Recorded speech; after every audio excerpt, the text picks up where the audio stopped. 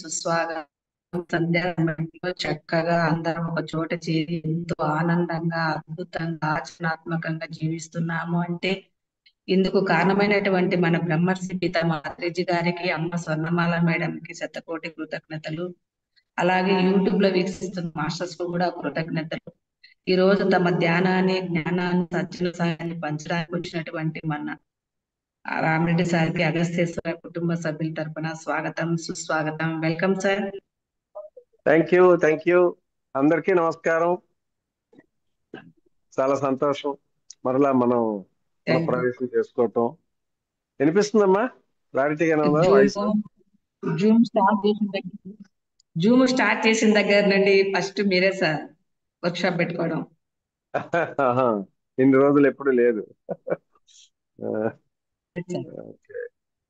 నేను కూడా ఏదైనా వన్ డేనా లేదా సెకండ్ డేనా కానీ ఇన్ని రోజులు అనేది కంటిన్యూస్ లేదు. ఇన్ని రోజులు పడుతుందని చెప్పి నేను ఎక్స్పెక్ట్ చేయలే. 3 రోజుల్లో అయిపోద్దిలే అనుకున్నాను.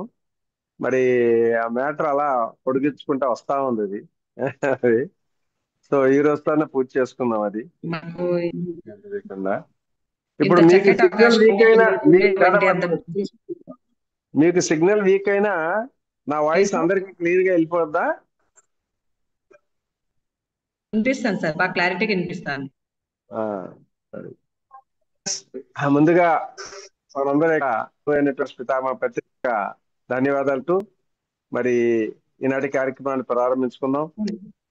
మీ అందరికీ తెలుసు, గత 4 రోజులుగా మరి 4 ఎపిసోడ్లుగా మనం చెప్పుకున్నాం కర్మ సిద్ధాంతాన్ని గురించి. ముఖ్యంగా మనందరి యొక్క లక్ష్యం, గమ్యం ఏమిటంటే పూర్ణాత్మ స్మృతి నుంచి ఆత్మ శకలాలుగా వెడబడిపోయి ఈ జన మరణ చక్రాల్లో మరి ఇరుక్కుపోయిన తర్వాత మన స్వస్థలానికి వెళ్ళాలి, ఆ పూర్ణాత్మ దగ్గరికి వెళ్ళాలనుకున్నప్పుడు మనకి ఈ కర్మబంధనాలు అన్ని అంటించుకున్నాం కాబట్టి వీటన్నిటిని కర్మబంధనాలు ఎలా తొలగించుకోవాలనే దాని మీదే మనం చెప్పుకుంటున్నాం. మరి అందులో మొదటిగా ఆగామి కర్మలు బంధం లేకుండా ఎలా చేయాలి అంటే, ఆగామి కర్మలు ప్రస్తుతం ఈ జన్మలో మరి తల్లి గర్భం నుంచి జన్మ తీసుకున్నంత వరకు చివరి తను సాధించేంత వరకు చేసే కర్మలన్నీ ఆగామి కర్మలే. ఈ కర్మలన్నీ బంధం లేకుండా చేయాలంటే 3 పద్ధతుల్లో, ఒకటి కర్తృత్వ భావంతో కాకుండా కర్తవ్యత భావంతో కర్మలు చేయటం, అలాగే ఫలాసక్తి లేకుండా నిష్కామంగా కర్మలు చేయటం, అదేవిధంగా ప్రసాద భావనతో మరి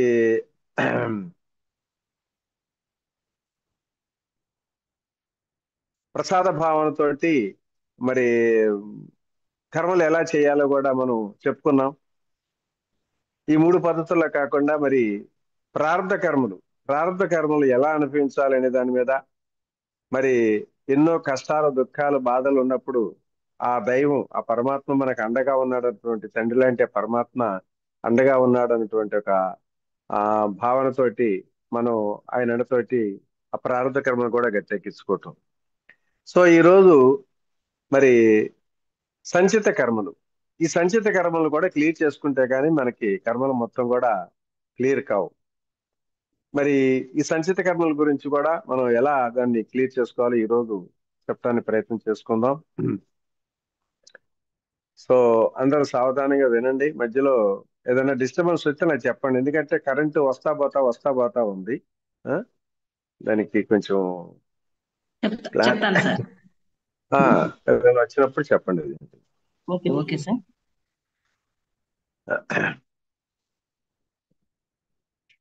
ఓకే ఫ్రెండ్స్, మరి సంచిత కర్మలు ఎలా అనుభవించాలి అనే దాని మీద మనం ఈరోజు ప్రారంభించుకుందాం. ముందుగా మనం ఆగామి కర్మలు చేయటానికి మనకు పూర్తి స్వాతంత్రత ఉంది. అంటే ఆగామి కర్మలు అంటే ఇప్పుడు ప్రస్తుతం ఈ జన్మలు ఉదయం లేచిన దగ్గర నుంచి రాత్రి పడుకోబోయేదాకా ఎలాంటి కర్మలు చేస్తాము వాటి మీద మనకి స్వాతంత్రం ఉంది. ఏ కర్మ చేయాలి ఏంటి అనే దాని మీద మనకి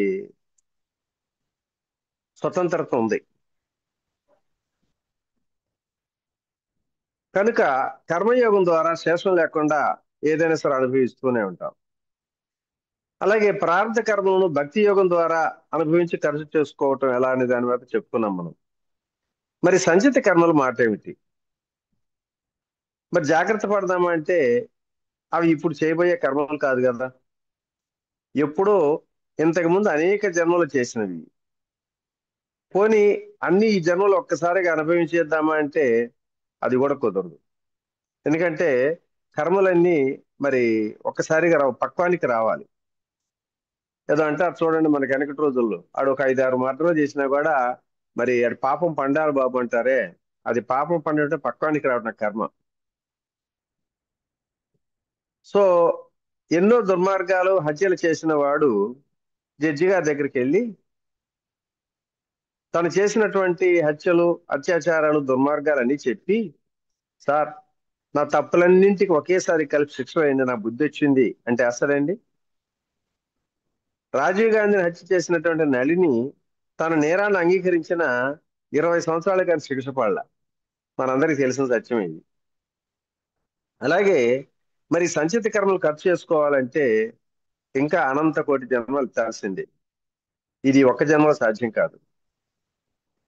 మనందరం మళ్ళీ జన్మంటూ లేకుండా ముక్తి పొందాలంటే, మోక్షం పొందాలంటే, శాశ్వత ఆనందం పొందాలంటే మరి ఈ సంచిత కర్మలన్నింటినీ ఒక్కసారిగా దగ్ధం చేయాలి.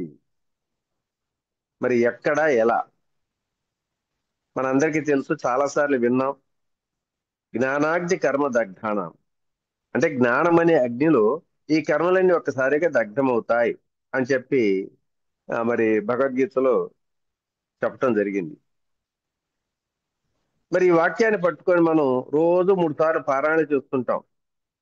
రామకోటిలో రోజు 1000 సార్లు రాస్తుంటాం. కానీ ఎన్నిసార్లు పారాయణం చేసినా, ఎంత బాగా వ్రాసినా ఏమాత్రం ఫలితం ఉండదండి. మరి ఏం చేయాలి?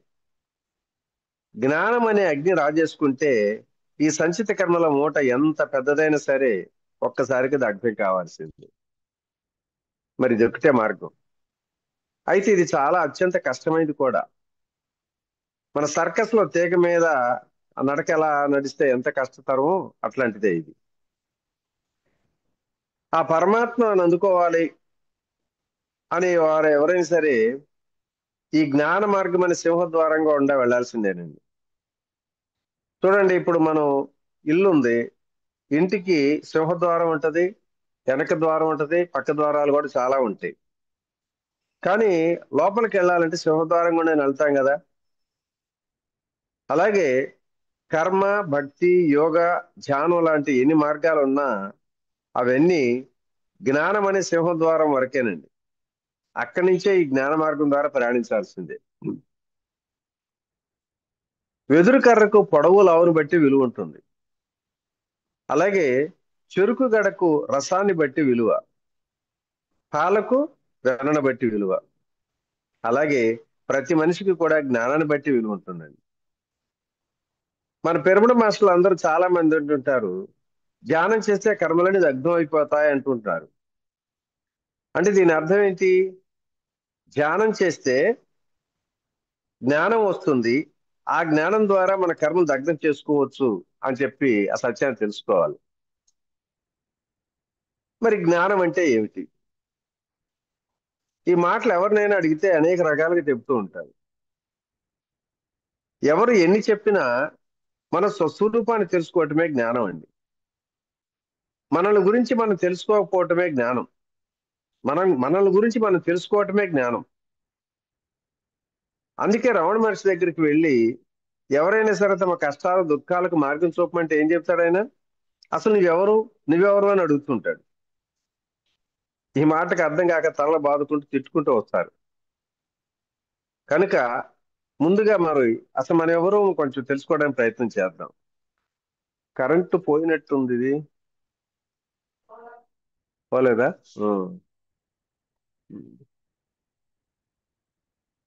మరి పిరమిడ్ స్పిరిచువల్ సొసైటీలో మౌలికంగా ముఖ్యమైన మాట ఏంటంటే, మనందరం భగవంతులమే, నువ్వు నేను అందరం భగవంతుల పత్రిజీ చెప్తుంటే చాలా వింతగానో ఆశ్చర్యంగా ఉండేది అందరికీ కూడా. సరే, ఇది ఎలాగో మనం ఈరోజు కొంచెం 4 కోణాల్లో చూసి ఆలోచిద్దాం. భౌతికంగా మనల్ని ఎవరైనా సరే నువ్వెవరో అని అడిగితే ఏం చెప్తామండి? నన్ను ఒకసారి ప్రైమరీ క్లాస్లోకి మొట్టమొదటి వెళ్ళినప్పుడు నువ్వెవరు నాయనా అని అడిగితే నాకు చిరుచుకొచ్చింది. ఎవరెవరు అంటావేంటి, కనపట్టలేదా? నేనే కదా, కనపడుతున్నా కదా నీ మనిషి అని చెప్పి కొంచెం భాగ్యయుద్ధంగా చేసుకుంటున్నాం ఇది కూడా. ఉం? సరే, నువ్వెవరు అంటే ఏం చెప్తాం? మన పేరు పేరు చెప్తాం ముందు. మరి అది నీ తల్లిదండ్రులు పెట్టిన పేరు కదా, మళ్ళీ నువ్వెవరు అని అడిగితే ఏం చెబుతాం? అరికాళ్ళ నుంచి తల వెంట్రుకల వరకు కనిపించే మన దేహాన్ని చూపుతాం. అంటే ఈ కనపడే దేహం నేనే అని అంటుంటాం. మరి దేహమే మనంగా భావిస్తే మన దేహంలో ఉన్న గుండె నిమిషానికి 72 సార్లు కొట్టుకుంటుంది కదా. మరి అలాంటప్పుడు ఏమనాలి? నేను నిమిషానికి 72 సార్లు కొట్టుకుంటాను అన్నాను కదా. కానీ ఏం చెబుతున్నాం? నా గుండె కొట్టుకుంటుంది అంటాం. అంటే మన గుండె వేరు, నేను వేరు అనే భావంతో అక్కడ చెప్తున్నావు కదా, నా గుండె అంటున్నావు. అలాగే మన దేహంలో రక్తనాళాల ద్వారా రక్త ప్రవాహం జరుగుతుంది. అలాంటప్పుడు ఏం చెప్పాలి? నేను ప్రవహిస్తున్నాను అనాలి. కానీ మనం ఏమంటాం? మన రక్తం వేరు, రక్తనాళాలు వేరుగా భావిస్తాం. నా రక్తనాళాల ద్వారా ప్రవహిస్తుంది అంటాం. అలాగే మన కాలు గనక బెనికి నొప్పి చేస్తే ఏమంటాం? నా కాలు బెనికింది అంటాం. కానీ నేను బెనికాను అను. నా చర్మం కాలిందంటే నేను కాలాను అను, నా చర్మం కాలింది అంటాం. అంటే ఇక్కడ ఏంటి? మనం వేరు, మన శరీర అంగాలుగా వేరుగా చెప్తూనే ఉంటాం. ఇలా రోజు మన మాటల ద్వారా నేను వేరు, నా శరీరం వేరుగానే మాట్లాడుతూ ఉంటాం ప్రతిసారి కూడాను. మాటల వరకే అలా మాట్లాడతాం. నా కాలు వెనికింది, నా చేయి వణికింది, నా తల తిరిగింది అంటూ. కానీ భావనలో మాత్రం వేరుగా భావిస్తాం. మన శరీరంగాలు ఏ పని చేస్తే అందులో తాదాత్మ్యం చెంది అవి మనంగానే భావిస్తుంటాం. ఇప్పుడు మన కాళ్ళు నడిస్తే ఏమంటాం? నేను నడిచాను అంటాం. మన కళ్ళు చూస్తే నేను చూశాను అంటాం. మన చేతులు పనిచేస్తే నేను పనిచేశాను అంటాం. అంటే ఇక్కడ మాటలు వేరు, భావనలు వేరుగానే ఉంటుంటాయి. కానీ వాస్తవంగా ఆలోచిద్దాం ఫ్రెండ్స్, అసలు మన దేహంలో ఎవరు ఉన్నారండి? మీరేనా, ఎవరైనా? ఇప్పుడు నేను అడుగుతున్నాను మీ అందరినీ, మీ దేహంలో ఎవరున్నారు? మీరున్నారా, మీ పక్కింటి వాళ్ళు ఉన్నారంటే ఏం చెప్తారు? అదేంటి సార్, పక్కింటి వాళ్ళు నా దేహంలో ఎట్లుంటారండి, నా దేహంలో నేనే ఉన్నాను కదా అంటారు. అవునా? మరి కాబట్టి మన దేహం వేరు, మన వేరు అన్నది సత్యం. అంటే మీ దేహం వేరు, నువ్వు వేరు అనేది అక్కడ విడబడి చెప్తున్నాం కదా. అంటే శరీరము నేను కాదు, నా శరీరం వేరు, నేను వేరు అనే సత్యాన్ని మన అందరం కూడా అక్కడ అంగీకరిస్తున్నాం. అలాగే మనకి పిరమిడ్ స్పిరిచువల్ సొసైటీ మూవ్మెంట్ వారి యొక్క మౌలిక సిద్ధాంతం ఏంటి? పత్రిజీ నిరంతరం బోధనలో ఏం చెప్తున్నాడు? నాయనలారా, మనందరం కూడా భగవంతులమే, మనందరం దేవుళ్ళమే. ఆ మాట అంటుంటే అసలు చాలా మంది అంగీకరించరు, వ్యతిరేకిస్తుంటారు. బయట సంస్థలు అయితే కొంతమంది అయితే ఏమంటారంటే వీళ్ళకి ఏమైనా పిచ్చా, ఇంత అహంభావమా, మనం భగవంతులు అంటారేమిటి అంటూ కళ్ళు పోతాయి అంటూ వ్యతిరేకిస్తూ ఉంటారు. ఎందుకంటే అందరి దృష్టిలో భగవంతుడు అనేవాడు కరుణామయుడు, దయామయుడు, స్వార్థరహితుడు, కల్మషం లేని వ్యక్తి, అందరినీ ఆదరిస్తాడు, ప్రేమిస్తాడు, ఎలాంటి చెడు భావాలు లేని ఆదర్శమూర్తి. మరి మనందరం ఏంటి? ఎంతో స్వార్థంతో, ద్వేషంతో, అసూయతో ఉంటూ ఎన్నో తప్పులు చేస్తుంటాం. ఇలాంటి మనం దేవుళ్ళమా, భగవంతులమై అంటే ఇంతకన్నా దేవుళ్ళు భగవంతుడు అంటే ఇంతకన్నా పాపం మరొకటి ఉందా? అసలు ఆ మాట అంటే కళ్ళుపోతాయి కూడా అంటూ చంపలేసుకుంటూ ఉంటారు. అంటే భగవంతుడికి మనకి వ్యత్యాసం ఎలా చూస్తున్నారు? గుణగణాలు బట్టి నిర్ణయించబడుతుంది కదా.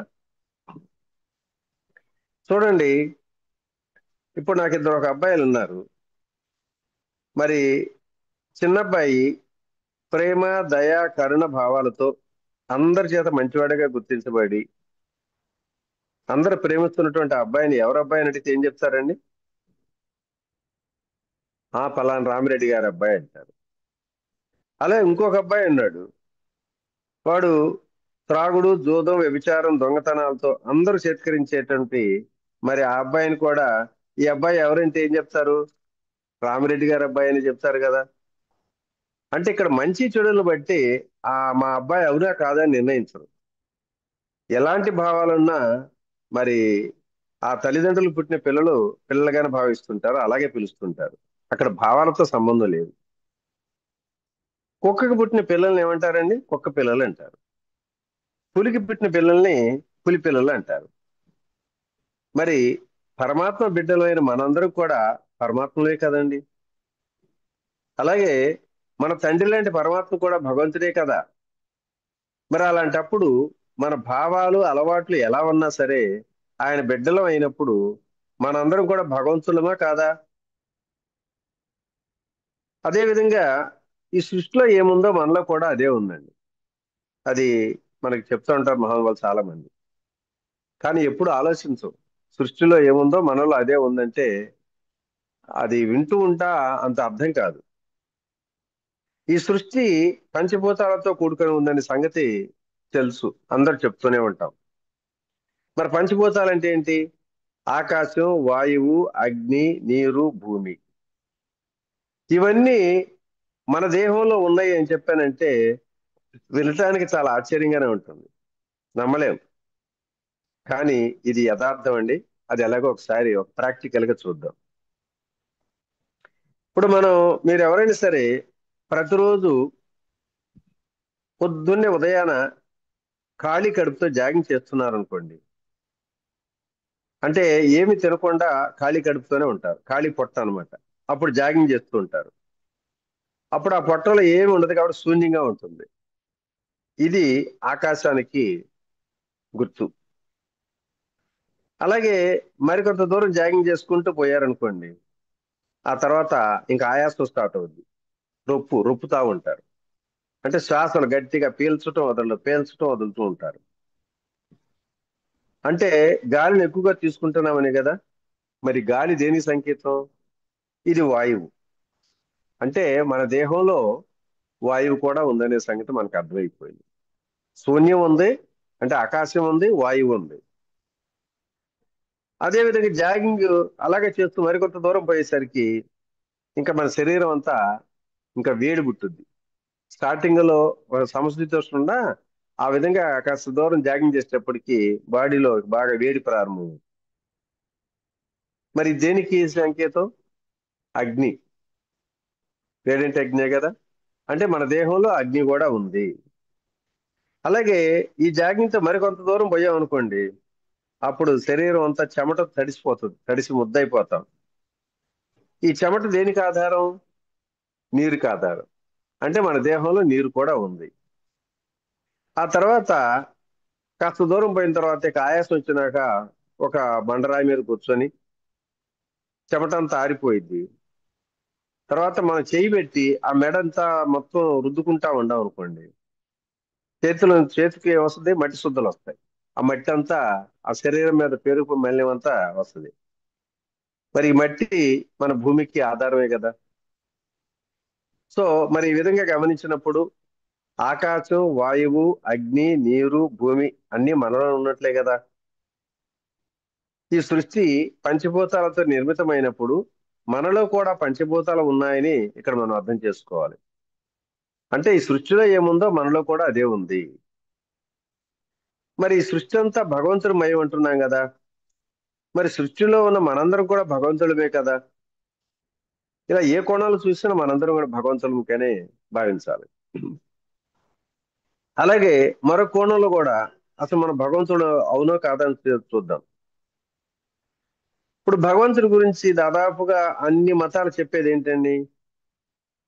భగవంతుడు సర్వాంతర్యామి, గుణాతీతుడు, రూపరహితుడు, ఏ వాసన లేని సర్వశక్తిమంతుడు అంటుంటారు. అంటే ఇవన్నీ భగవంతుడి నిర్వచనాలు అని చెప్పి అందరూ నమ్ముతూనే ఉంటారు. భగవంతుడికి లక్షణాలు ఇవన్నీ. మరి ఇప్పుడు మన గురించి చూద్దాం. ఇంతకు ముందు చెప్పుకున్నాడు మనందరం కూడా మన దేహంలోనే ఉన్నాం కదా. మరి ఈ దేహంలో ఎక్కడ ఏ భాగంలో ఉన్నాము అని ఎప్పుడైనా మనం గమనించామా? అరికాలలో చిన్న ముళ్ళు గుచ్చుకుంటే అమ్మా అంటాం, తల వెంట్రుకు లాగినా అయ్యో అంటుంటాం. చేతికి, కాలుకు, కంటికి, పంటికి ఇలా మన శరీరంలో ఏ భాగం అయినా సరే నొప్పి కలిగితే వెంటనే చెలుస్తుంటాం, స్పందిస్తుంటాం. అంటే ఈ మన శరీరంలో మనం ప్రతి చోట ప్రతి కణంలో ఉన్నామే కదా. ఏ ఒక్క చోట మనం పరిమితమై లేవు. అంతటా అన్నింత సర్వవ్యాప్తమై ఉన్నాం. అలాగే భగవంతుడు కూడా విశ్వంలో సర్వాంతర్యామిగా ఎందుగలడు అందులేడని సందేహం లేకుండా అంతటా అన్నింటా ఉన్నాడు అంటున్నాం కదా. మరి మనందరం కూడా మన దేహంలో సర్వాంతర్యామిగా ఉన్నట్లే కదా. మరి ఆ భగవంతుడి లక్షణం మనకు ఉన్నట్లా లేదో ఒకసారి ఆలోచించండి. అలాగే ఎదుటివాడు ఎటువంటి గుణంతో ఉన్నాడో మనం చెప్పగలం. అది మన మనసు చెప్పేస్తుంది. ఇప్పుడు ఒక వ్యక్తి చాలా కోపంతో రజోగుణంతో ఉన్నాడు అనుకోండి, అమ్మో వీడు చాలా కోపంలో ఉన్నాడని చెప్పి అంటాం. వాడు చెప్పకపోయినా ఆడి ఫేస్ చూడంగానే, లేదా ఆవిడ ఎంత శాంతంగా సత్వగుణంతో ప్రశాంతంగా ఉందో అని చెప్తూ ఉంటుంది మన మనసు. ఎవరు చెప్తున్నారు? మన మనసు చెప్పుద్ది. మరి ఎదుటివాడు ఏ గుణంతో ఉన్నాడో చెప్పగల మన మనసుని అడగండి, అసలు ఏ గుణంలో ఉన్నావో చెప్పమంటే చెప్పుద్దా? అయినా సరే మనం ఖచ్చితంగా ఉన్నాం, మన దేహంలో మనం ఉన్నాం.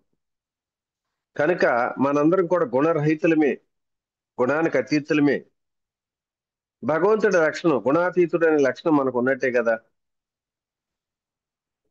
అలాగే ఈ లోకంలో ప్రతిదానిని చూడగలిగిన మన కళ్ళు క్షణంలో అన్ని ఎలా ఉన్నాయో చెప్తాయి. ఈ పువ్వు ఎర్రగా ఉంది, ఈ చెట్టు పచ్చగా ఉంది, ఈ అబ్బాయి నల్లగా ఉన్నాడు, ఈ అమ్మాయి ఎంతో అందంగా ఉంది అంటూ అందచందాలను, రంగులను, రూపాలను వెంటనే చూసి చెప్పగల మన కళ్ళు మనం ఉన్నాం కదా. మరి మనం ఏ రంగులో, ఏ రూపంలో, ఏ ఆకారం ఉన్నావో అడగండి, మన కళ్ళని చెప్తాయా? చెప్పలేవు. అయినా మనం ఉన్నాం, ఆ సత్యం మనకు తెలుసు. కనుక ఇక్కడ మనం ఏం చేయాలి? మనం రూపరహితులమే. అక్కడ గుణరహితులమే, ఇక్కడ రూపరహితులమే. మరి ఇది కూడా భగవంతుడి లక్ష్యమే కదా మనకు. అలాగే మన చుట్టూ ఉన్న పరిసరాల్లో ఏ వాసన వస్తున్నాయి?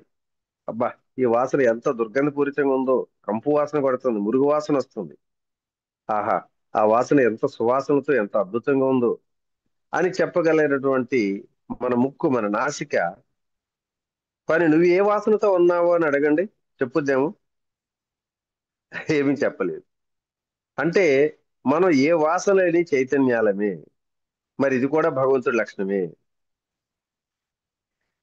అదేవిధంగా మరి మన ఆహారం తినేటప్పుడు ముద్ద నోట్లో పెట్టుకోగానే, అబ్బో ఇది కారంగా ఉందే, ఇది చాలా ఉప్పుగా ఉందే, ఇది మరీ పులుపుగా ఉందే అంటూ షడ్రుచులు చెప్పగలిగినట్టు మన నాలుక, మనం ఏ రుచిలో ఉన్నామో మన నాలుకని అడగని చెప్పుద్దేమో.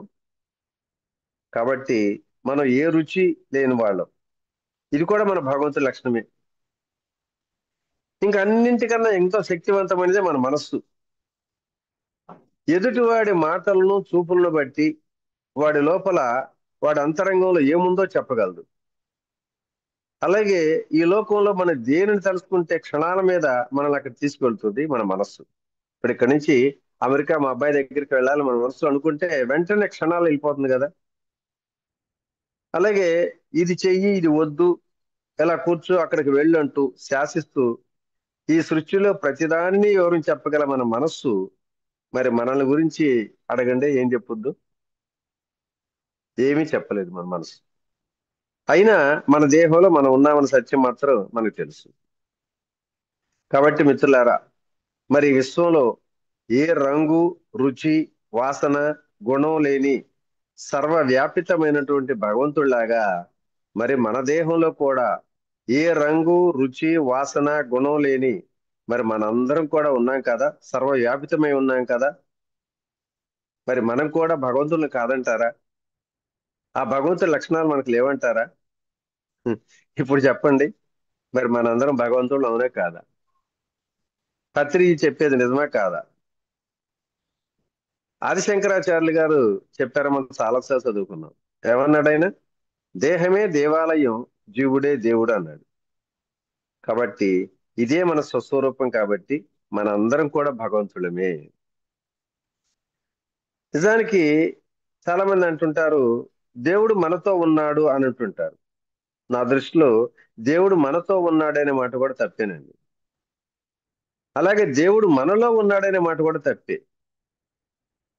మరి ఒప్పి అంటే తెలుసా? మనమే దైవం. ఇది మాత్రం పచ్చి నిజం. మరి మనందరం కూడా భగవంతులమై మనల్ని మనం మరిచిపోయి అజ్ఞానంతో అయోమయంగా మన గమ్యాన్ని లక్ష్యాన్ని కూడా మరిచి జీవిస్తున్నాం. మరి ఇంతకు ముందు మనం చెప్పుకున్నాం, మన పవన్ మన హిమాలయ యాత్రకు తీసుకెళ్ళినప్పుడు అక్కడ అందాల కోసం అరువులు చాసుకుంటూ మరి దారు తెన్ని తెలియక అసలు మనం ఎవరమో ఎక్కడి నుంచి వచ్చామో అన్ని మర్చిపోయి దిక్కుదోసిన స్థితిలో తిరుగుతూ ఉన్నామన్న సంగతి మనం గతంలో చెప్పుకున్నాం. అంటే మన ఆ మాయ కప్పేసింది అనమాట. వాస్తవానికి పరమాత్మ స్వరూపులైన మనందరం కూడా మరి ఈ లోకంలో అందాలు చూద్దామని వచ్చి ఈ ప్రాపంచిక పిచ్చి మాయలో పడి మన అసలు నిజ నిజ స్వరూపాన్ని మర్చిపోయామనే సంగతి మనకి ఇక్కడ అర్థమవుతుంది. ఈ ప్రాపంచిక మాయలో మునిగిపోయాం. ఈ ప్రాపంచిక మాయలో మాయ మహా విచిత్రమైనదండి. ఈ మాయని ఎంత అర్థం చేసుకోవాలని అసలు అర్థం కాదు కూడా. చూడండి, భగవంతుడు జీవుడు ఇద్దరు ఆత్మస్వరూపులే అనుకుంటున్నాం కదా. కానీ భగవంతుడేమో మాయాధీనుడు, అంటే మాయకు యజమాని. మాయ ఆయన ఆధీనంలో ఉంటుంది. కానీ జీవుడు మాయాధీనుడు, అంటే మాయకు ఆధీనుడై ఉంటాడు. మాయ యొక్క ఆధీనంలో ఉంటాడు అనమాట. ఇది జీవుడు. ఇది ఎలాగనే దానికి చూద్దాం. ఇప్పుడు నాకు ఒక కారు ఉందనుకోండి. మరి కారు నడపడానికి ఒక డ్రైవర్ని పెట్టుకున్నా. మా ఇద్దరికి కారుతో సంబంధం ఉంది. అవసరమైతే ఇద్దరు నడపగలం. ఓ రోజు సరదాగా నేను నా భార్యతోటి పిల్లలతోటి షికారుగా ఆ మనకి రామోజీ ఫిల్మ్ స్టూడియో వెళ్ళాలని చెప్పి అనుకొని ఆ డ్రైవర్ని పిలిచాను. డ్రైవర్ని పిలిచిన తర్వాత సరే వాడు వచ్చాడు.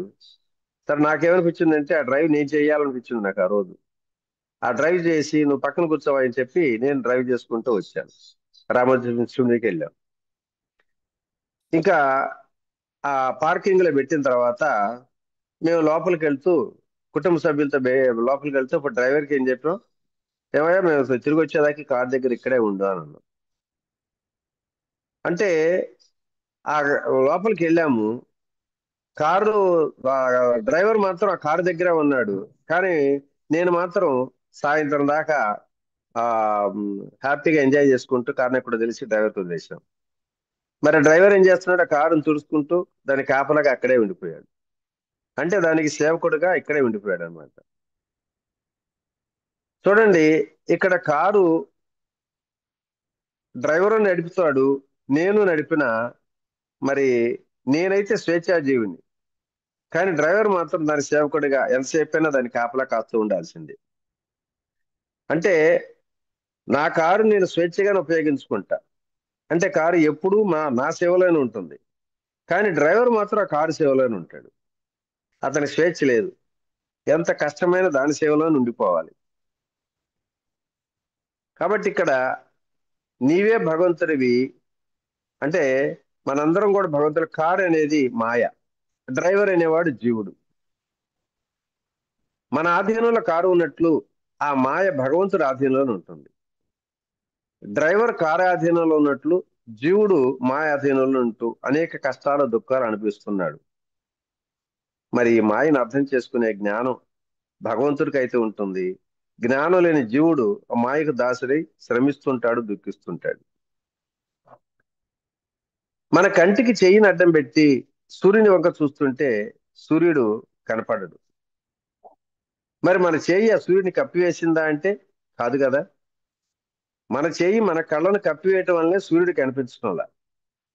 అలాగే ఆ మాయ భగవంతుడిని కప్పల, జీవుణ్ణి కప్పేస్తుంది. ఇక్కడ మాయ అంటే అజ్ఞానంగా భావించాలి. మరి ఈ అజ్ఞానం తొలగిస్తే కానీ జ్ఞానం రాదు.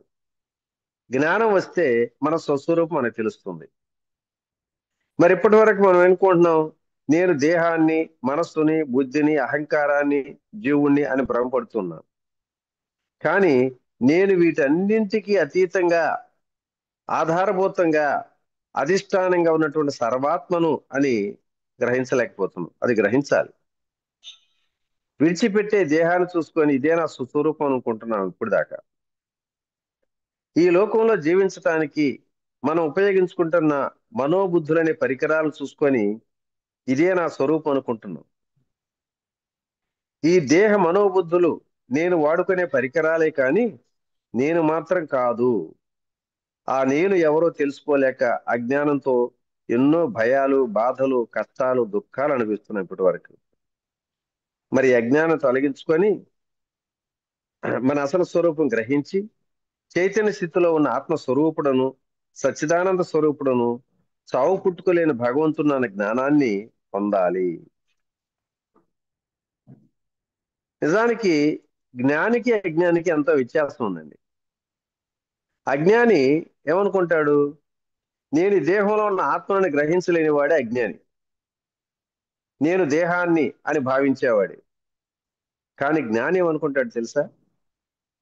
నేను ఈ దేహంలో ఉన్న ఆత్మను, నేను బస్సులో ఉన్నా, ఇంటిలో ఉన్నా, కుర్చీలో కూర్చున్నా, నా దేహంలో నేను ఉన్నాను అని గ్రహించేవాడే మరి వాడే జ్ఞాని.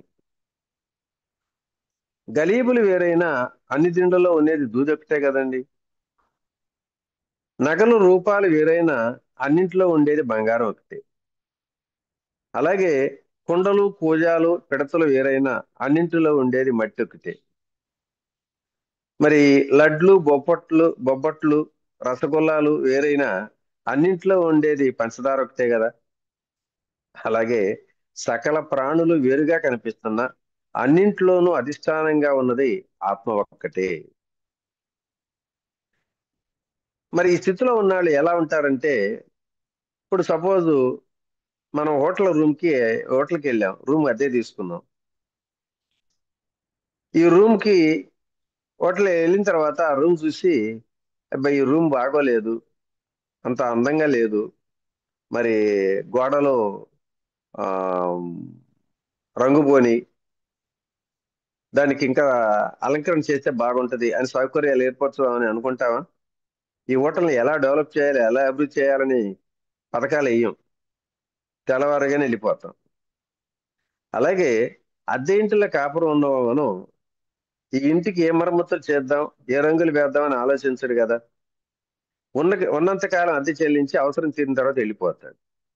అలాగే అద్దె కొంప లాంటి మన శరీరంలో కూడా మన ప్రారంభం తీరగానే ఈ శరీరాన్ని విడిచి వెళతాం అనే సత్యాన్ని తెలుసుకోవాలి. ఈ తెలుసుకోవటమే జ్ఞానం అండి. ఇదే జ్ఞానం.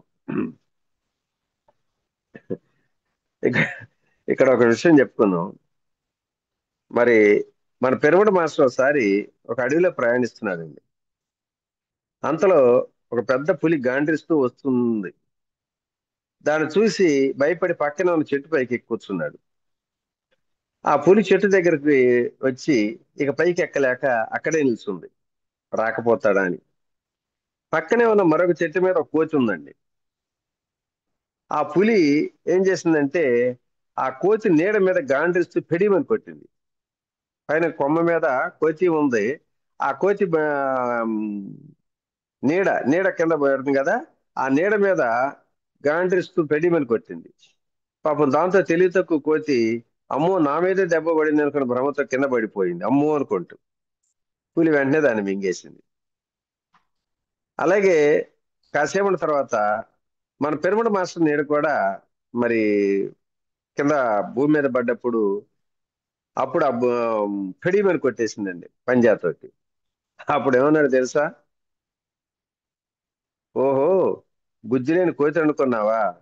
నీడ మీద పడ్డ దెబ్బ, నా నీడ మీద పడ్డ దెబ్బ నా మీద పడి నేను భ్రమించడానికి నేనే తెలివి తక్కువ కోతిని కాదు.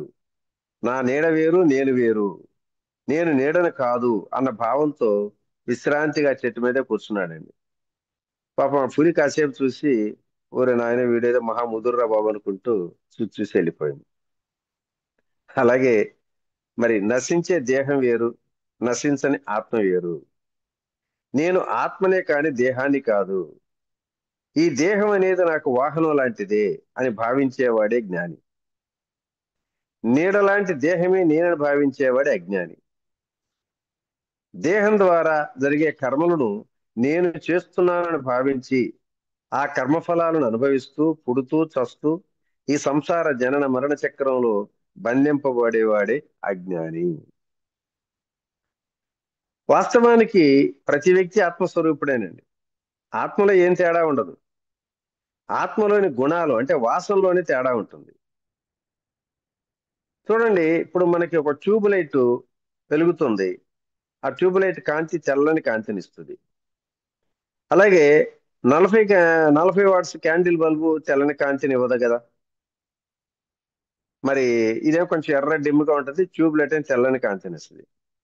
మరి దీనికి కారణం ఏంటి? అందులోకి వచ్చే కరెంటులో తేడా ఉంటుందా? కరెంటు ఒకటే, అందులోకి ఇందులోకి వెళ్ళే కరెంటు ఒకటే, కానీ ఆ బల్బులోనే తేడా ఉంటుంది. మరి ఆ తేడా లేకుండా పోవాలంటే మనం ఏం చేయాలి? బల్బును సరి చేయాలి, కానీ కరెంటును కాదు. అలాగే మన గుణాలు మార్చుకోవాలి, కానీ ఆత్మను కాదండి మార్చాల్సింది. అంటే అజ్ఞాని యొక్క గుణాలను, వాసనలు మార్చాలి. మరి అయితే ఈ జ్ఞానాన్ని తెలియజేసే వాళ్ళు ఎవరు? సద్గురువులు కావాలండి. ఈ రోజు కాలంలో గురువులు చాలా మంది ఉన్నారు. బాధ గురువులు, బోధ గురువులు, మత గురువులు, ఎంతో మంది గురువులు ఉన్నారు. కానీ జ్ఞానాన్ని తెలియజేస్తుంది సద్గురువు కావాలి. సత్యాన్ని నిజాయితీగా నిర్భీతిగా బోధించే సద్గురుల ద్వారానే మనం జ్ఞానాన్ని పొందగలం.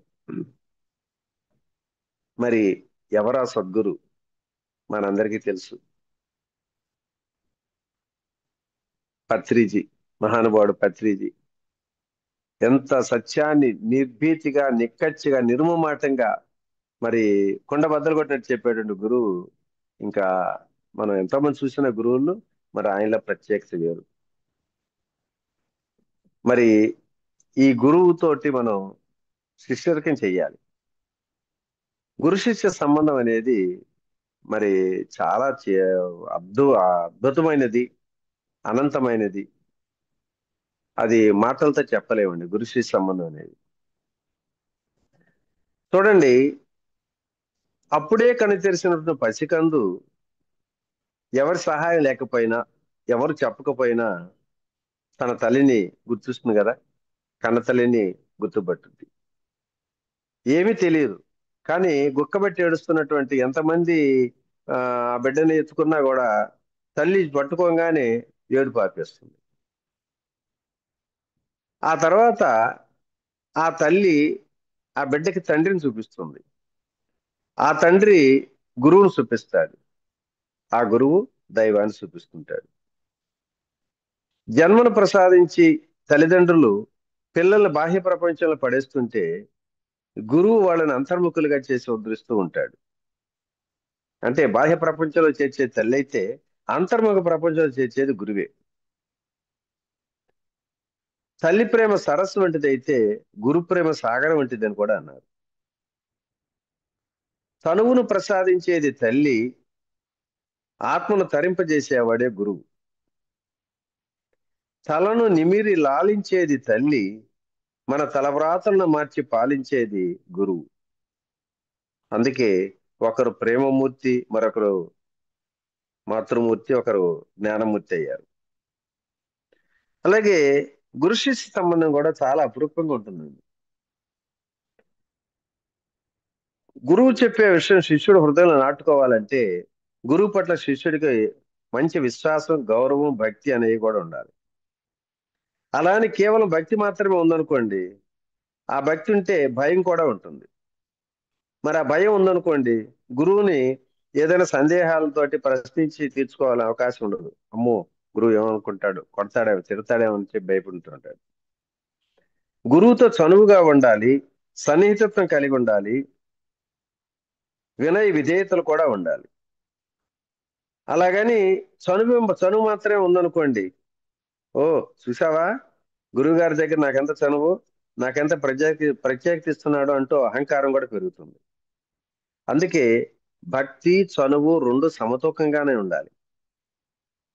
భక్తి వల్ల విధేయత పెరుగుతుంది. చనువు అంటే మైత్రి భావం అంటే భయాన్ని లేకుండా చేస్తుంది. ఇలా భక్తితో ఉంటూ భయం లేకుండా మైత్రి భావనతో ఉన్నప్పుడే ఆత్మార్పణ భావంతో గురుసేవ చేసుకుంటూ తగిన సమయంలో గురువును ప్రశ్నించి జ్ఞానాన్ని పొందటానికి అవకాశం ఉంటుంది. మరి ఈ ప్రశ్నించే వాళ్ళు కూడా చాలా రకరకాలుగా ఉంటారండి. కొందరేంటి గురువును పరీక్షించడానికి ప్రయత్నిస్తుంటారు, ప్రశ్న ద్వారా పరీక్షించాలనుకుంటారు. కొందరేమో అధికారులా ప్రశ్నిస్తుంటారు, మరి కొందరు వ్యంగ్యంగా ప్రశ్నిస్తారు. మరి కొంతమంది ఈ ప్రశ్నగా ప్రారంభించి ఇక సోది అంతా చెప్తూ ఉంటారు, తెలిసిందల్లా సోదిగా చెప్తారు. ప్రశ్న ఏమో ప్రశ్నగా అడుగుతారు, ఆ ప్రశ్న కాదు ఈయన ఈయన చెప్తా ఉంటాడు సోదెళ్ళి ఒక పావు గంట సేపు. మళ్ళీ కొంతమంది ఏంటి, ఏదైనా ప్రశ్నించి చూసావా నా ప్రశ్నతో ఉక్కిరి బిక్కిరి చేశాను గురువుని అన్న అహంతో కూడా ప్రశ్నిస్తూ ఉంటారు. ఇలాంటి వారికి జ్ఞానం తెలుసుకోవాలనే కోరిక కన్నా తమ అహాలను గొప్పల్ని ప్రదర్శించాలనుకుంటూ ఉంటారు. కానీ ప్రశ్నలు కాదండి, పరిప్రశ్నలుగా ఉండాలి. తమకున్న సందేహం ఏమిటో స్పష్టం చేసుకొని చక్కని పదాలతో అర్థవంతంగా క్లుప్తంగా సూటిగా వినయంతో తెలుసుకోవాలి. అది కూడా గురువుకి అనుకూల సమయం చూసి ప్రశ్నించాలి. మరి నా జ్ఞాన గురువు అయినటువంటి పత్రిజీ గురించి మొదట్లో నేను ఎంతో వ్యతిరేక భావంతో ఉండేవాడిని. ఆ తర్వాత కొంతకాలానికి ఆయనతో చనువు ఏర్పడింది, భయం పోయింది. ప్రస్తుతం భక్తి గౌరవం విశ్వాసాలతో పాటు చనువు అంటే మైత్రి భావనతో మరి ఆయన సాహచర్యంలో ఎన్నో విషయాలు కూడా తెలుసుకోవటం జరిగిందండి. ప్రపంచంలో దాదాపు మనందరం కూడా పిరమిడ్ సొసైటీలో గురువుగానే భావిస్తాం. కానీ ఆయన మాత్రం నేను ఏనాడు గురువుగా భావించలేదు. ఆయన ఎప్పుడు నేను గురువుని అనల్లా, నీ శ్వాసే నువ్వు గురువు అంటాడు. అలాగే అందరి చేత సార్ సార్ అంటే పిలిపించుకుంటాం, అంటే సార్ సార్ అంటాం కానీ గురువు గారని ఎప్పుడు కూడా అంటే ఊరుకోడు. మరి ఆయన ఏమో పిలుస్తాడు, అందరినీ మేడం స్వామీజీ అంటూ ఆత్మీయంగా పిలుస్తూ ఉంటాడు. సహజంగా పత్రిజీ మన ఇంటికి వస్తే అన్ని సౌకర్యాలతో ఏ లోటు లేని విధంగా ఎన్నో సకల మర్యాదలు చేశాం అని అనుకుంటాం. కానీ మనం గనక ఆయనతో పాటు వెళ్ళినప్పుడు ఆయన చూపించే ప్రేమలు ఆప్యాయతలు అనురాగాలు చూస్తుంటే అసలు మనం నథింగ్ అనమాట. మనం చూపించే దాంట్లో పావంతు కూడా చూపించాలి ఆయన చూపించే దాంట్లో. మరి ఈ మధ్యకాలంలో చాలా మంది ఆయన నా మీద చూపించే ప్రేమాభిమానాలు చూస్తుంటే కొంతమంది సీనియర్ మాస్టర్లు వాళ్ళకి అడుగుతూ ఉంటారు, రామరెడ్డి గారు అతి తక్కువ కాలంలో పత్రిజీ హృదయంలో బాగా స్థానం సంపాదించుకున్నారే, గౌరవాభిమానాలు పొందారు. మరి ఆయనలో నీలో ఆయన ఏం చూశాడో గాని మరి చాలా ఆప్యాయత అనురాగాలతోటి మీ మీద అంత ప్రేమాభిమానాలు ఉన్నాయి. కాబట్టి ఎల్లప్పుడూ నీ ఎరుకులో ఉంటూ నీ పరిధులు దాటకుండా ఆయన ప్రేమాభిమానాలు కలకాలం నిలుపుకోవడానికి ప్రయత్నించండి అంటూ సలహా ఇచ్చేవాడు. ఒకసారి హైదరాబాద్ లో ఉన్నప్పుడు నైట్ ఉన్నాం ఆయన దగ్గర. ఈ విషయాన్ని మధ్య పత్రిజీ కలిసినప్పుడు చెప్పాను అనమాట. సార్ నా హద్దులు నేను ఉంటాను, మరి ఒకవేళ తెలియక ఏమైనా పొరపాటు జరిగితే క్షమించండి అంటే అప్పుడు నవ్వుతూ అన్నాడు, శ్రీకృష్ణుడు శిశుపాలుడికి ఎన్ని తప్పుల వరకు క్షమించాడు అన్నాడు. 100 తప్పుల వరకు అన్నాను. నీకు 99 తప్పుల వరకు క్షమిస్తాను పో అన్నాడు నవ్వుతూ. చాలా ఆనందంగా ఆహ్లాదంగా నవ్వుకున్నానండి. నిజానికి పత్రిజీ గురించి చెప్పాలంటే మరి మరొక పుస్తకం రాసిన చాలదేమో, ఒక 5 రోజులు చెప్పినా చాలదు. ఇలాంటి జ్ఞాన గురువు దొరకటం మనందరి యొక్క ఎన్నో జన్మల పుణ్యఫలం. మరి ఇలాంటి గురువు సాన్నిహిత్యంలో నా జీవితాన్ని సంపూర్ణ సార్థకం చేసుకున్నానే అనుకుంటున్నాను. అలాగే సద్గురువుల బోధనలు కూడా చాలా విచిత్రంగాను విలక్షణంగాను ఉంటాయండి. అందరూ పత్రిజీ కోపిష్టి, కొడతాడు తిడతాడు అంటుంటే మొదట్లో నేను కూడా అదే అనుకునేవాడిని. సహజంగా చాలా మంది గురువులు శిష్యుల్ని ఒక్కొక్కసారి నిప్పు కణికల మీద నడిపిస్తుంటారండి. మరొక పర్యాయం చల్లని మెత్తని గడ్డిపై నడిపిస్తుంటారు. ఆగ్రహాన్ని కనపరిచే క్రమంలో కళ్ళు నిప్పు కణికల వలె ఎర్రబారిపోతున్న హృదయంలో మాత్రం కరుణరసం ఉప్పొంగిపోతూ ఉంటుంది. నఖశిఖ పర్యంతం వారిలో ఉండేది ప్రేమతత్వమేనండి. ద్వేషించే గుణం గురుదేవులలో ఉండదు అసలు. బాహ్య స్థితిని ఆసరాగా చేసుకొని మనం అర్థం చేసుకోవటం చాలా కష్టం. కానీ ఆయన ఆంతరంగ స్థితిని అర్థం చేసుకోవడానికి ప్రయత్నం చేయాలి. గురువు హృదయంలో సుస్థిరమైన స్థానాన్ని సంపాదించడం నిజానికి అసలు మోక్షం కన్నా చాలా గొప్ప అండి. మరి ఈ సత్యాన్ని నా గురుదేవులు బ్రహ్మర్షి పత్రిజీలో చాలా ప్రత్యక్షంగా ఎన్నోసార్లు చూశాను అనుభవపూర్వకంగా. మరి ఇందాక చెప్పుకున్నాం మనం, ఏదైనా సత్యం తెలుసుకోవాలంటే జ్ఞానం. జ్ఞానం ఉంటే మరి సమస్త కర్మలు దగ్ధం చేసుకుంటాం అని అంటున్నాం. అంటే జ్ఞానాగ్ని కర్మ దగ్ధానం. ఈ రోజు మెయిన్ వన్ పాయింట్ అది. మరి అసలు జ్ఞానం అంటే ఏమిటి? ఈ జ్ఞానం అంటే ఏమిటి అని అడిగామనుకోండి, ఒక్కొక్కరు ఒక రకంగా ఎన్నో పదాల మార్పులతో చాలా రకరకాలు చెప్తుంటారు. కానీ నా దృష్టిలో ఎవరు ఎన్ని కదా విధాలు చెప్పినా జ్ఞానం అంటే మన స్వస్వరూపాన్ని మనం తెలుసుకోవటమే జ్ఞానం. మరి మన స్వస్వరూపం ఎవరు తెలియజేస్తారు? ఒక చిన్న కథ చెప్పుకుందామండి. ఒక అరణ్యంలో ఒక సింహం ఉండేది. అది నిండు గర్భిణి అండి. అనారోగ్యంతో ఉన్న సింహం పాపం ఒక చెట్టు కింద ఒక బిడ్డను ప్రసవించి చనిపోయింది. అంతలో అటుగా ఒక గొర్రెల మందు తోలుకుంటూ ఒక గొర్రెల కాపరి నడుచుకుంటూ పోయి చూశాడు, దృశ్యాన్ని చూశాడు. అయ్యో, తల్లి లేని పిల్ల అని జాలిపడ్డాడు. ఇక వెంటనే ఆ సింహం పిల్లను తన భుజాలపై వేసుకొని తన గొర్రెలతో ఆ కొట్టంలోకి వచ్చి ఆ గొర్రెల మందలో వదిలేశాడు. ఆ సింహం పిల్ల ఆ గొర్రెల మధ్య జీవిస్తూ వారితో పాటు అరణ్యంలో తిరుగుతూ పెద్దదైపోయింది. అయితే పెరుగుతున్న కొద్దీ బుద్ధులు మారిన ఆకారం మాత్రం సింహంలాగానే పెరుగుతుంది. ఏది గొర్రెల్లాగా సాధు బుద్ధులు ఉన్నా మరి ఆకారం మాత్రం సింహంలాగా పెరుగుతుంది. ఒకరోజు గొర్రెలతో కలిసి అరణ్యంలో తిరుగుతుండగా 2 రోజుల నుంచి ఆహారం లేక అలమటిస్తున్నటువంటి సింహానికి ఈ గొర్రెల మంద కనిపించింది. ఇంకా వెంటనే ఘేంకరిస్తూ ఇంకా ఈ మందపై పరుగులు పెట్టేస్తుంటే పాపం ఆ గొర్రెలన్నీ ఆ సింహాన్ని చూసి భయంతో పరుగులు పెడుతున్నాయి. అయితే ఆ గొర్రెలతో పాటు భయంగా సింహం పిల్ల కూడా పరుగులు తీస్తుంది. ఆ దృశ్యాన్ని చూసింది ఆ సింహం. దానికి ఆశ్చర్యం కలిగింది. ఇదేంటి, నాతో పాటు మరి నా అంతటా ఉన్న సింహం కూడా పరిగెత్తుంది ఏంటి భయంతో అని చెప్పని ఏదైతే మొత్తం మీద గబగబా వెళ్ళి ఆ సింహ పిల్లని అద్దగించేసి ఆపేసింది. పాపం ఆ సింహ పిల్ల ఇక గజ గజ గజ వణికిపోతూ భయంతో, అమ్మో అమ్మో, నన్నేం చేయకు, నేను చాలా అల్పుణ్ణి, నన్ను చంపకు అంటూ ప్రాధేయపడుతుంది. అప్పుడు ఆ పెద్ద సింహం అంటుంది, చత్ నోరు మీరా, నువ్వు అల్పుడువా? నువ్వు ఈ అరణ్యానికి రాదు నాయనా, నాలాంటి సింహానివే, నువ్వు గొర్రెవి కాదు అంటుంటే, అమ్మో కాదు కాదు, నేను గొర్రెనే, నేను అల్పుణ్ణే, నా ప్రాణం తీయొద్దు అంటూ వణికిపోతూ ప్రాధేయపడుతుంది. సరే దీనికి ఎట్లా చెప్పాలా అనుకుంటూ ఇక లాభం లేదనుకొని ఆ సింహం పిల్లని ఒక బావి దగ్గర తీసుకెళ్లి ఆ బావిలోకి తెంగి చూడమంది. ఆ బావిలో ఉన్న నీటిలో మరి ఈ రెండు కనిపిస్తున్నాయి, రెండు సింహాలు కనిపిస్తానండి. రెండు సింహాలు. చూడు, సరిగ్గా చూడు, బావిలో నేను కనిపిస్తున్నానా? కనిపిస్తున్నావు. మరి నేను ఎవరిని? నువ్వు సింహానివి. మరి నువ్వు? నేనా, నేను గొర్రెపిల్లని అంటుంది. చత్ నోరు మూసుకోరా, నాలాగా నువ్వు ఉన్నావా లేదా అని అడిగినప్పుడు చూసి అలాగే ఉన్నాను అంది.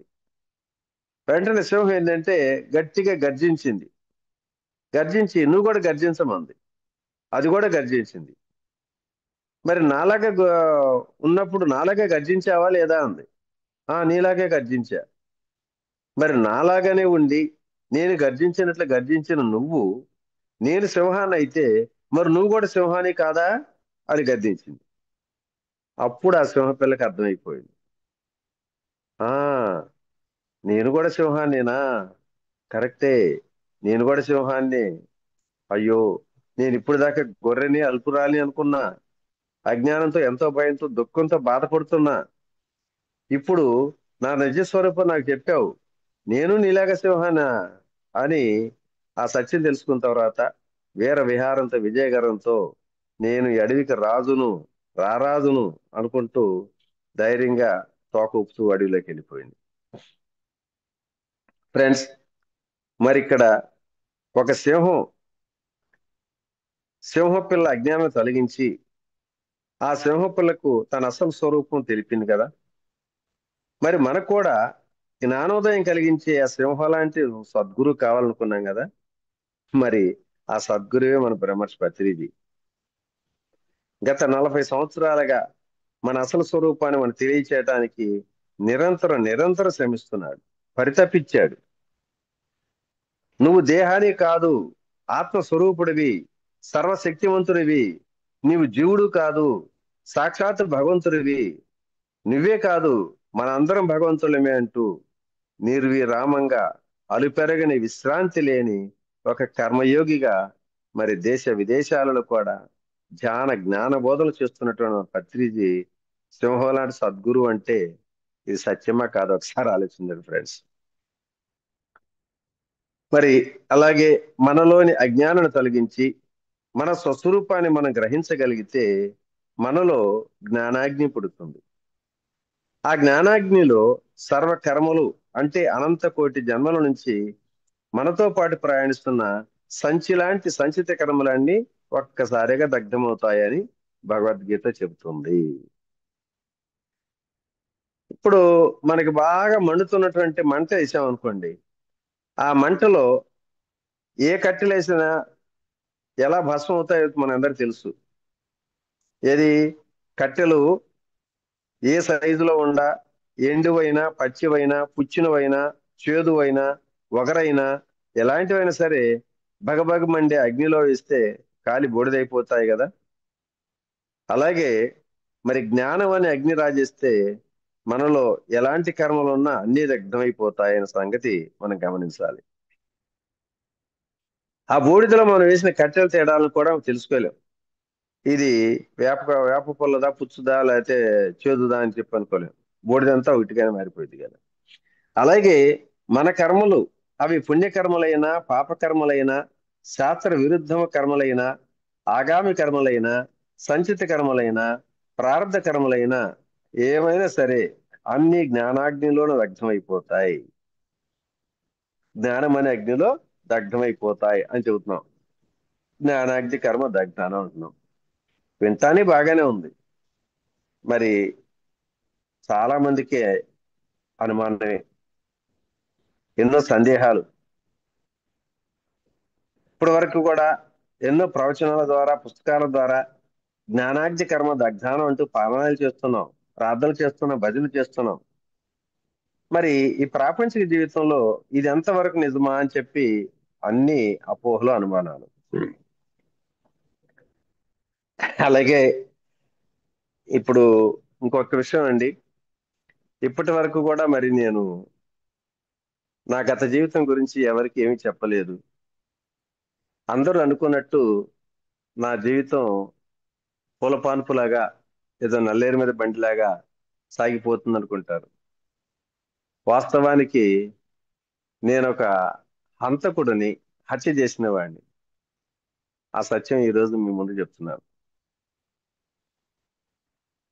కొంచెం సావధానంగా వినండి. ఇప్పుడు నేను ఒక పెద్ద కోటీశ్వరుని. ప్రస్తుతం అందమైన భార్య, రత్నాలాంటి 2 బిడ్డలు, అద్భుతమైన ఇంద్రభవనం లాంటి ఇల్లు, కావలసినంత సంపదలు, కోరుకున్న భాగ్యాలతో ఆనందంగానే జీవిస్తున్నా. భోగం వైభోగం, ఆనందమే ఆనందం. దుఃఖం అనే పదానికి అసలు అర్థమే తెలియనటువంటి జీవితం నాది. గతంలో ఒకసారి ఏం చేశానంటే, మా పొలంలో పని చేయటానికి, నాకు పొలం కూడా ఉందండి, 30 ఎకరాల పొలం ఉంది, పని చేపిస్తా ఉంటే వ్యవసాయం, కూలీని పిలిచాను. ఆ రోజు పొలం పని చేయడానికి కూలీని పిలిచాను. అందులో ఒకడు సోమరితనంగా పని చేయకుండా కబుర్లు చెబుతున్నాడు మిగతా వాళ్ళందరినీ. పని చేయనిచ్చలేదు, వీడు కబుర్లు చెబుతా ఉన్నాడు. అది చూశాను, చాలా కోపం వచ్చింది. ఎవడరా నువ్వు, సరిగ్గా ఒళ్ళుంచి పని చేయి, సిగ్గు లేకుండా కబుర్లు చెబుతున్నావా అంటూ గట్టిగా అరిశాను అందరి ముందు.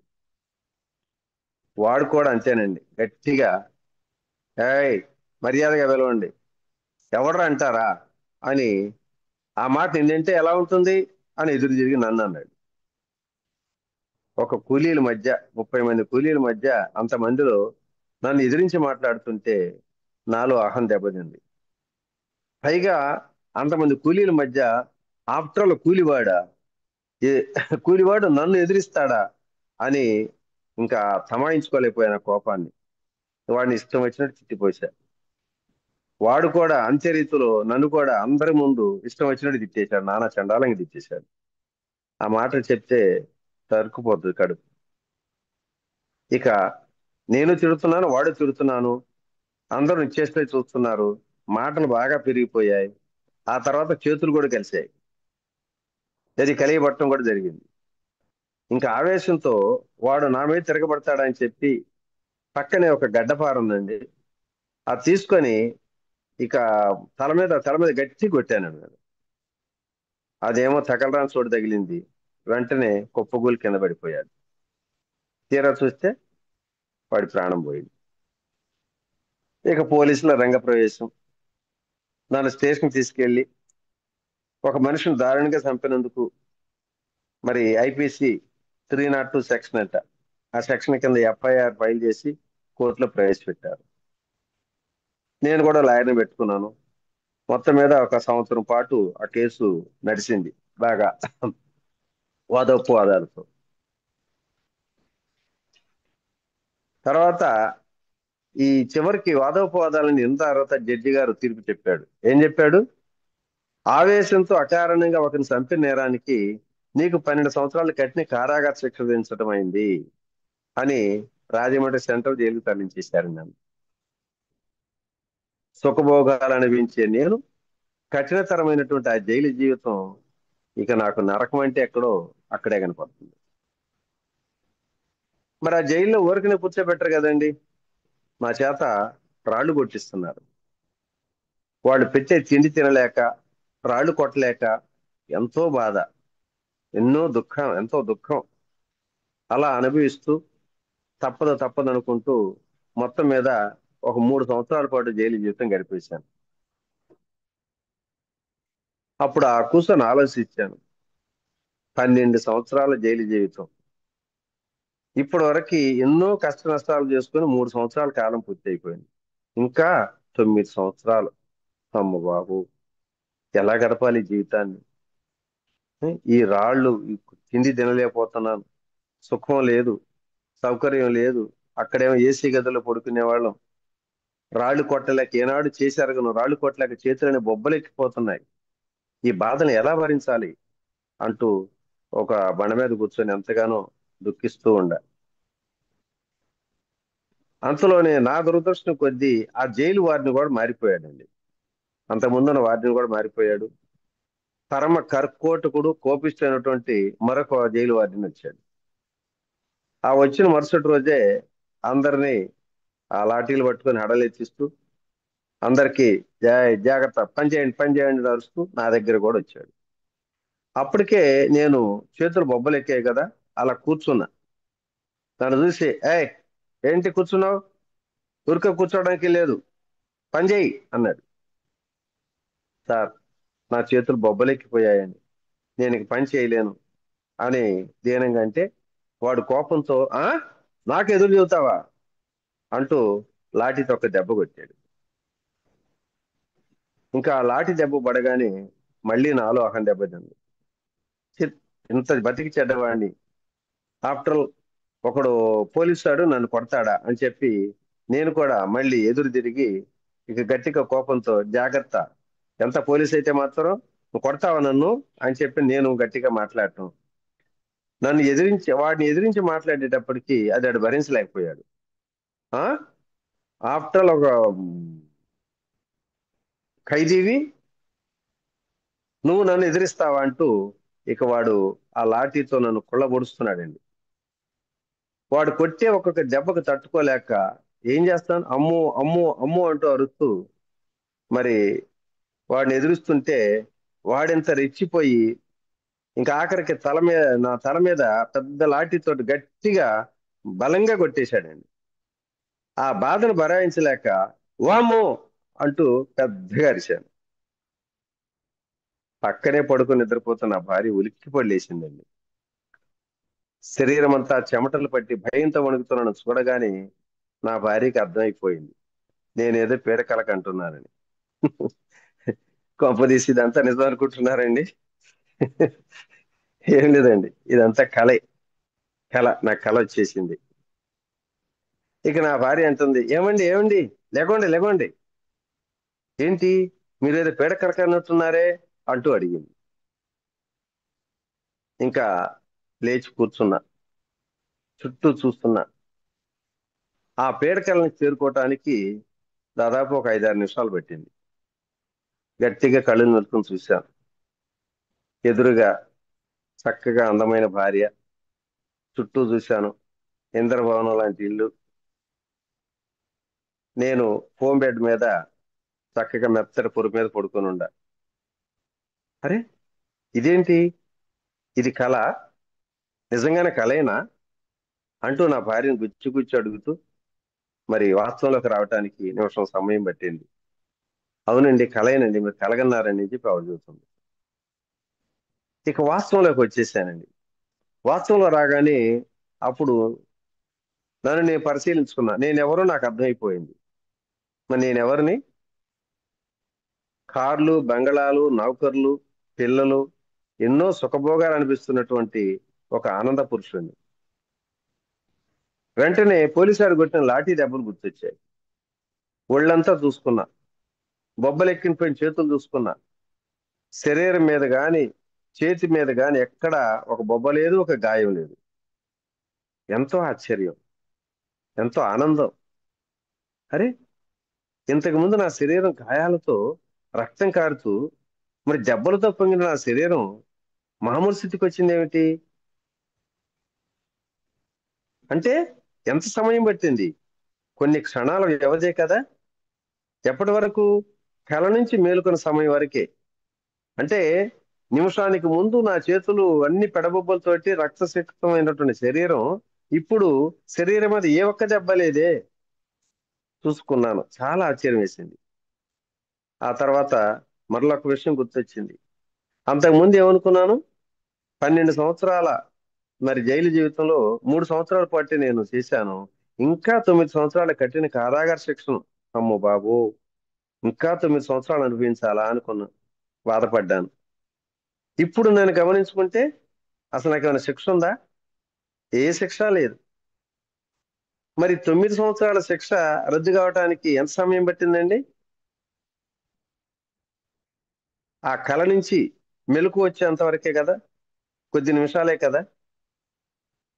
అంటే అంతకు ముందు నేను కలలో ఉన్నప్పుడు అక్కడ పడ్డ బాధలు దుఃఖాలు అన్నీ మేలుకున్న స్థితిలో వెంటనే అర్థమైపోయాయి కదా, అబద్ధాలు అయిపోయాయా. ఇప్పుడు అమ్మయ్యా, నాకు ఏ సమస్య లేదు, ఏ బాధ లేదంటూ హాయిగా ఊపిరి పీల్చుకుని ఉండా. ఇప్పుడు చెప్పండి మిస్టర్ మాస్టర్స్, మరి నేను కలలో ఉన్నప్పుడు అక్కడ జరుగుతున్నవన్నీ కూడా యథార్థాలే కదా. అదే కళ నుంచి నేను వాస్తవంలోకి రాగానే అన్నీ మాయమైపోయాయి. రాళ్ళు కొట్టడం, లాఠీ దెబ్బలతో వాసిన శరీరం, గాయాలు, అనుభవించాల్సిన 9 సంవత్సరాల జైలు జీవితం మొత్తం కూడా వెంటనే రద్దయిపోయా లేదా? ఎంత సమయం పట్టిందండి? కొద్ది నిమిషాలే, అవునా, కొన్ని క్షణాలే. అంటే స్వప్నంలో చేసిన కర్మలన్నీ మేలుకోగానే రద్దయిపోయాయి. స్వప్నావస్థ అంటే ఏమిటి? అజ్ఞానావస్థ. స్వప్నావస్థ అంటే అజ్ఞానం, మేలుకున్న అవస్థ అంటే జాగ్రత్త అవస్థ. అంటే అజ్ఞానావస్థలోనే నేను ఒక హంతకుణ్ణి, శిక్షలు అనుభవిస్తున్న ఒక ఖైదీని. అదే జాగ్రత్త అవస్థలకు రాగానే అజ్ఞానావస్థలో చేసిన కర్మ ఫలాలు వెంటనే రద్దయిపోయాయి కదా. ఇక జాగ్రత్త అవస్థలోకి అంటే మేల్కొన్న అవస్థలోకి రాగానే నన్ను నేను పరిశీలించుకున్నాను. అంటే జ్ఞానావస్థకు వచ్చాను. ఈ జ్ఞానంలో నా స్వస్వరూపం నాకు అర్థమైపోయింది. ఇప్పుడు నా స్వస్వరూపం ఏమిటంటే ఏ బాధలు దుఃఖాలు లేని ఆనంద స్వరూపుణ్ణి, సుఖభోగాలు అనిపించే కోటేశ్వరుని. ఇదే జ్ఞానాగ్య దగ్గర కర్మాణం. కనుక మిత్రులారా, మరి మనందరం కూడా జాగ్రత్తావస్థలో జ్ఞానాగ్నిని రగిల్చి ఈ జ్ఞానాగ్నిలో మన సమస్త కర్మలన్నీ అంటే ఆగామి ప్రారబ్ధ సంచిత కర్మలన్నీ ఒక్కసారిగా దగ్ధం చేసుకోవచ్చు. ఇదే జ్ఞానాగ్ని దగ్ధ కర్మాణం అనే దానికి అర్థం, పరమార్థం. ఇది నేను తెలుసుకున్న సత్యం. చూడండి, తల్లి గర్భంలో ఉండగా పూర్వజన్మ స్మృతి ఉన్న జీవుడు అనుకుంటాడంట, ఓ భగవాన్, నేను ఎంత తప్పు చేశానో, ఇంతవరకు నా గమ్యాన్ని చేరుకోవటానికి అనేక జన్మలు పొందాను. ప్రతి జన్మను నిరర్ధకం చేసుకున్నాను, సార్థకం చేసుకోలేకపోయాను. మరి నేను ధరించే ఈ శరీరానికి సంబంధించిన వారే తప్ప, పాయింట్ అర్థం చేసుకోండి, నేను ధరించే ఈ శరీరానికి సంబంధించిన వారే తప్ప నిజంగా నాకేమీ కాని, నాతో రాని నా తల్లిదండ్రులు, భార్యాబిడ్డలు, బంధుమిత్రులు, వీళ్ళందరి కోసం ఇక్కడే ఈ లోకంలోనే విడిచిపెట్టే ధన సంపదల కోసం. ఎవరు వీళ్ళంతా? నేను ధరించే ఈ శరీరానికి సంబంధించిన వాళ్ళే తప్ప నాతో వస్తారాళ్ళు? నాతో రారు. ఆ అలాగే ఎంత సంపాదించిన మరి ఈ లోకంలో విడిచిపెట్టే ధన సంపదల కోసం, ఇళ్ళు వాకిళ్ళ కోసం, పదవుల కోసం, భార్యాబిడ్డల కోసం అనేక అక్రమాలు, ఘోరాలు, నేరాలు ఎన్నో చేశానే, ఎన్నో తప్పుడు కర్మలు చేశానే. మరి ఈ కర్మల ద్వారా నేను సంపాదించిన వాటిలో కనీసం పూచిక పొలనైనా తీసుకెళ్ళలేకపోతున్నానే. కానీ ఈ కర్మల ఫలాన్ని మాత్రం మూటగట్టుకుంటూ సంచితం చేసుకొని వీటి ద్వారా నీచ నికృష్ట జన్మలు తీసుకుంటూ భరించలేని దుఃఖాన్ని కూడా అనుభవిస్తున్నానే. మరి ఇక ఈసారి ఇలాంటి తప్పు చేయను. ఈ గర్భనరకం నుంచి భూమి మీదకి రాగానే జ్ఞానంతో ప్రాపంచిక విషయాలతో చిక్కుకోకుండా సద్గురువును ఆశ్రయించి నా జన్మను తరింప చేసుకుంటాను, సార్థకం చేసుకుంటాను. ఇదే ఆఖరి జన్మగా చేసుకుంటాను. నా స్వస్థలానికి నేను చేరుకుంటాను. నా స్వస్వరూపమైనటువంటి మీలో ఐక్యమైపోతాను అని ఎంతో వేదనగా అనుకుంటూ ఉంటాడంటే ప్రతి జీవి కూడా. కానీ తల్లి గర్భం నుంచి నరక యాతనలన్నీ అనుభవించి బయటపడటంతో మళ్ళీ బలమైన మాయ కప్పేస్తుంది. చెప్పుకున్న మాయ అంటే ఏమిటో. ఉం? ఆ మాయలో ఛేదించాలంటే మరి ఏం కావాలి మనకి? జ్ఞానం కావాలి. ఈ జ్ఞానం ద్వారా జరిగిన దాన్ని, జరుగుతున్న వాటిని అంగీకరిస్తూ ఇవన్నీ నా మంచికే అంటూ దుఃఖరహిత స్థితిలో ఉన్నప్పుడు మనల్ని ఏ కర్మలు ఏమి చేయలేవు. కావున మనకు జ్ఞానం కావాలంటే ఖచ్చితంగా ధ్యానం చేయాల్సిందే. అందుకే అంటారు, చెట్టును వదిలి కొమ్మ ఉండలేదు, కొమ్మను వదిలి ఆకు ఉండలేదు, తల్లిని వదిలి బిడ్డ ఉండలేదు, నీటిని వదిలి చేప ఉండలేదు, ధ్యానాన్ని వదిలి జ్ఞానం కూడా ఉండలేదు. మరి ఇప్పుడు చెప్పండి, భగవద్గీతలో భగవాన్ చెప్పినట్లు ప్రస్తుతం మనందరం కూడా ఈ జీవితంలో ప్రతి క్షణం చేసే ఆగామి కర్మలను శేషం లేకుండా, సంచితం కాకుండా, కర్మయోగం ద్వారా కర్మఫలాలు రాకుండా చూసుకుంటాం. ఇప్పటికే మన సంచిత కర్మల నుంచి పక్వానికి వచ్చినటువంటి ప్రారంధ కర్మలని భక్తి యోగం ద్వారా సంతోషంగా అనుభవిస్తాం. మిగిలిన అన్ని సంచిత కర్మలను జ్ఞానాగ్నిని రగిల్చి సర్వ కర్మలను జ్ఞానయోగం ద్వారా దగ్ధం చేసుకుంటాం. ఇక ఇప్పుడు మనతో పాటు ప్రయాణించడానికి సంచిత కర్మలు అంటూ ఏమీ ఉండవండి.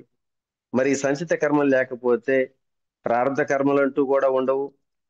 అలాగే ప్రారంధ కర్మలు లేకపోతే ఈ జన్మే లేదు. ఈ జన్మ లేకపోతే మరి ఈ జన్మ దుఃఖం, జరా దుఃఖం, వ్యాధి దుఃఖం, మరణ దుఃఖం లాంటి ఈ దుఃఖాలు ఏవి ఉండవు. అటువంటి దుఃఖ రాహిత్యమే మోక్షం, ముక్తి.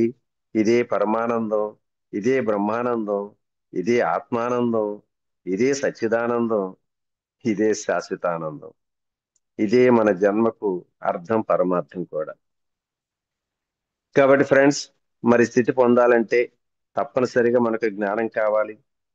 జ్ఞానం రావాలంటే మనలోకి మనం ప్రయాణించాలి, అంతర్ముఖులైపోవాలి. మరి దీనికి ఏకైక సాధనం ఒక్కటే, అదే ధ్యానం, ధ్యానం, ధ్యానం మాత్రమే అని చెప్పి ఈ లోకం కోడై కూస్తున్నా మనం మాత్రం దీన్ని గమనించలేకపోతున్నాం. వాస్తవానికి మరి చివరిగా, ఎందుకంటే 9:30 అయినట్టుంది, ఇంకా కొన్ని నాకు నచ్చిన ఆధ్యాత్మ సూక్తులు ఇవన్నీ కూడా ఉండే తర్వాత ఎప్పుడైనా చెప్పుకుందాం. చివరిగా ఒక నా చిరు సందేశం అండి. ఈ రంగుల ప్రపంచంలో, ఈ సాంకేతిక సమాజంలో ప్రేమించే వారి కన్నా ద్వేషించే వారు ఎక్కువ, దీవించే వారి కన్నా శపించే వారు ఎక్కువ, పోషించే వారి కన్నా ఆశించే వారు ఎక్కువ, బాధ్యతలు స్వీకరించే వారి కన్నా హక్కులు అడిగేవారు ఎక్కువ, పరామర్శించే వారి కన్నా విమర్శించే వారు ఎక్కువ. ఈ తప్పని పరిస్థితుల్లో, తప్పుకోలేని స్థితిలో మరువకు ఒకటి ఉందని, వెరువుకు తెలుపుతుందని, దాని పేరే ధ్యానం, ధ్యానం, ధ్యానం. మరి ధ్యానం అనే బ్రహ్మాస్త్రాన్ని కనుక మనం అమలు పొదిలో ఉంచుకుంటే ఎన్ని అద్భుతాలు సృష్టించవచ్చో అనుభవపూర్వకంగా తెలుసుకున్నటువంటి సత్యంగా నేను ఈ రోజు మీ అందరికీ కూడా ధైర్యంగా చెప్పగలుగుతున్నాను. మిత్రులారా, మరి నిజానికి పిరమిడ్ స్పిరిచువల్ సొసైటీలో నేను రావటమే ఒక విచిత్రంగా బలవంతంగా నెట్టబడ్డాను, లాక్కురాబడ్డాను. అలా వచ్చిన నేను మరి పత్రిక యొక్క సహచరులు ఎన్నో అద్భుతమైనటువంటి ఆ ఆత్మజ్ఞానాన్ని తెలుసుకొని ఈ రోజు నా వృత్తి ప్రవృత్తిని కూడా మార్చుకొని ఈ ధ్యాన ప్రచారం నిమిత్తమే నేను పూర్తిగా లీనమైపోయాను. ఆ సందర్భంగా మీరు నన్ను ఆహ్వానించి మరి నేను పొందినటువంటి ఈ ఆనందానుభూతులను మీ అందరితో పంచుకోవటానికి నాకు దాదాపు 5 రోజులు సమయం ఇచ్చిన మీ అందరికి మరొక్కసారి హృదయపూర్వక ధ్యానాభివందనాలు తెలియజేసుకుంటూ ఆ చివరి ఒక 10 నిమిషాలు మీ యొక్క ప్రశ్నలు, జవాబులు, డౌట్స్ ని చేసుకుందాం. ఓకే.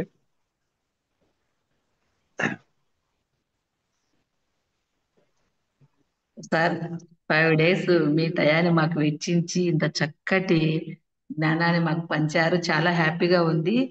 4th day రోజు సార్ ఏదో చెప్పాడు మర్డర్ చేశానని, కానీ ఏం చేయలేదు అనుకున్నాను. ఇప్పుడు చెప్తే సార్ ఇంత సంపాదించుకున్న తర్వాత అలా ఎందుకు చేశాడబ్బా ఇంత ఆత్మజ్ఞానం సంపాదించుకొని అని ఒక్కసారి మా గతం గుర్తొచ్చింది. అంటే మాది రాజకీయ కుటుంబమే కదా, ఇవన్నీ చూసింటాను కదా నేను. అన్ని గుర్తొచ్చినాయి. ఎంత బాధ అనిపించిందో. సార్ని ఎలా కొట్టారు అబ్బా, నీ ఫైనల్ టచ్ గా ఇదంతా కళ అని చెప్పారు సార్ మీరు. అవునవును. ఎంత కలరిపోయాడు. ఇంట్రెస్ట్ గా వింటున్నామో, నెక్స్ట్ ఏం చెప్తారో ఆ అని ఫైనల్ గా ఇది కళ అని చెప్పారు సార్ మీరు. చాలా మంది వాస్తవానికి ఉండి ఉంటారు. అందులో మీరు ముందే మాకు సిగ్నల్ ఇచ్చారు కదా, ఎవరికి ఉమ్, తెలియనిది ఎవరికి చెప్పండి ఇక్కడ చెప్తాను అని. అవునవును. అది నిజం అనుకున్నాం సార్. మేము చాలా సీరియస్ గా వింటా ఉన్నాము. లాస్ట్ లో మీరు ఎలా చెప్పారు. కానీ మంచిది సార్, బాగుంది. Thank you, thank you. Okay master. Sir ఈ 5 రోజుల సబ్జెక్టు మీద ఇంకా ఏదన్నా మీకు సందేహాలు ఉండి లేదంగా ఏదైనా పర్సనల్ గా అడగాలనుకుంటే సార్ చక్కటి సమాధానం ఉదాహరణలతో సహా చెప్తూ ఉన్నారు. హ్యాండే చేయండి మాస్టర్స్.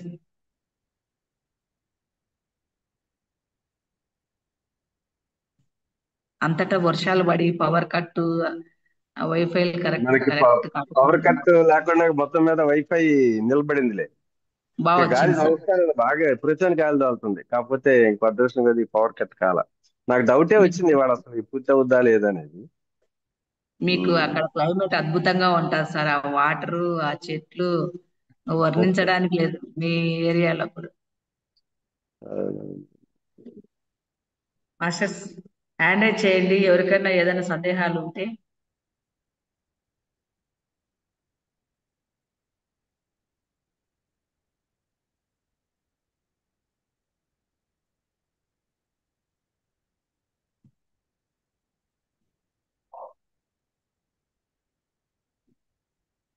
సార్ మదర్ గురించి చెప్పేసరికి అందరు భయపడి ఒక్కరు కూడా హ్యాండ్ చేయకూడదు. ఉన్నట్టు మాట రావట్లేదా? అంతే. నేను రాసిన బుక్ పత్రిజీ చదివాడు ఇదంతా. ఆ బుక్ ఆయన కరెక్షన్ చేశాడు కదా. సార్ ఆ బుక్ గురించి ఆయన రిలీజ్ చేసినప్పుడు ఆయన దీంట్లో కంటెండర్ చదివించి నీకు వీడియో పంపించాను, విన్నావా? విన్నాను సార్. ఉమ్. పద్మక్క దాదాపు అండ్ 4 నిమిషాలు చెప్పాడు ఆయన. ఇచ్చాలండి మేడం మీరు. ఓకే నాన్న, ఓకే నాన్న. నమస్తే సార్. నమస్తే ప్రభాతమ్మ. జూముల అందరికీ కూడా నమస్తే. నమస్తే సార్.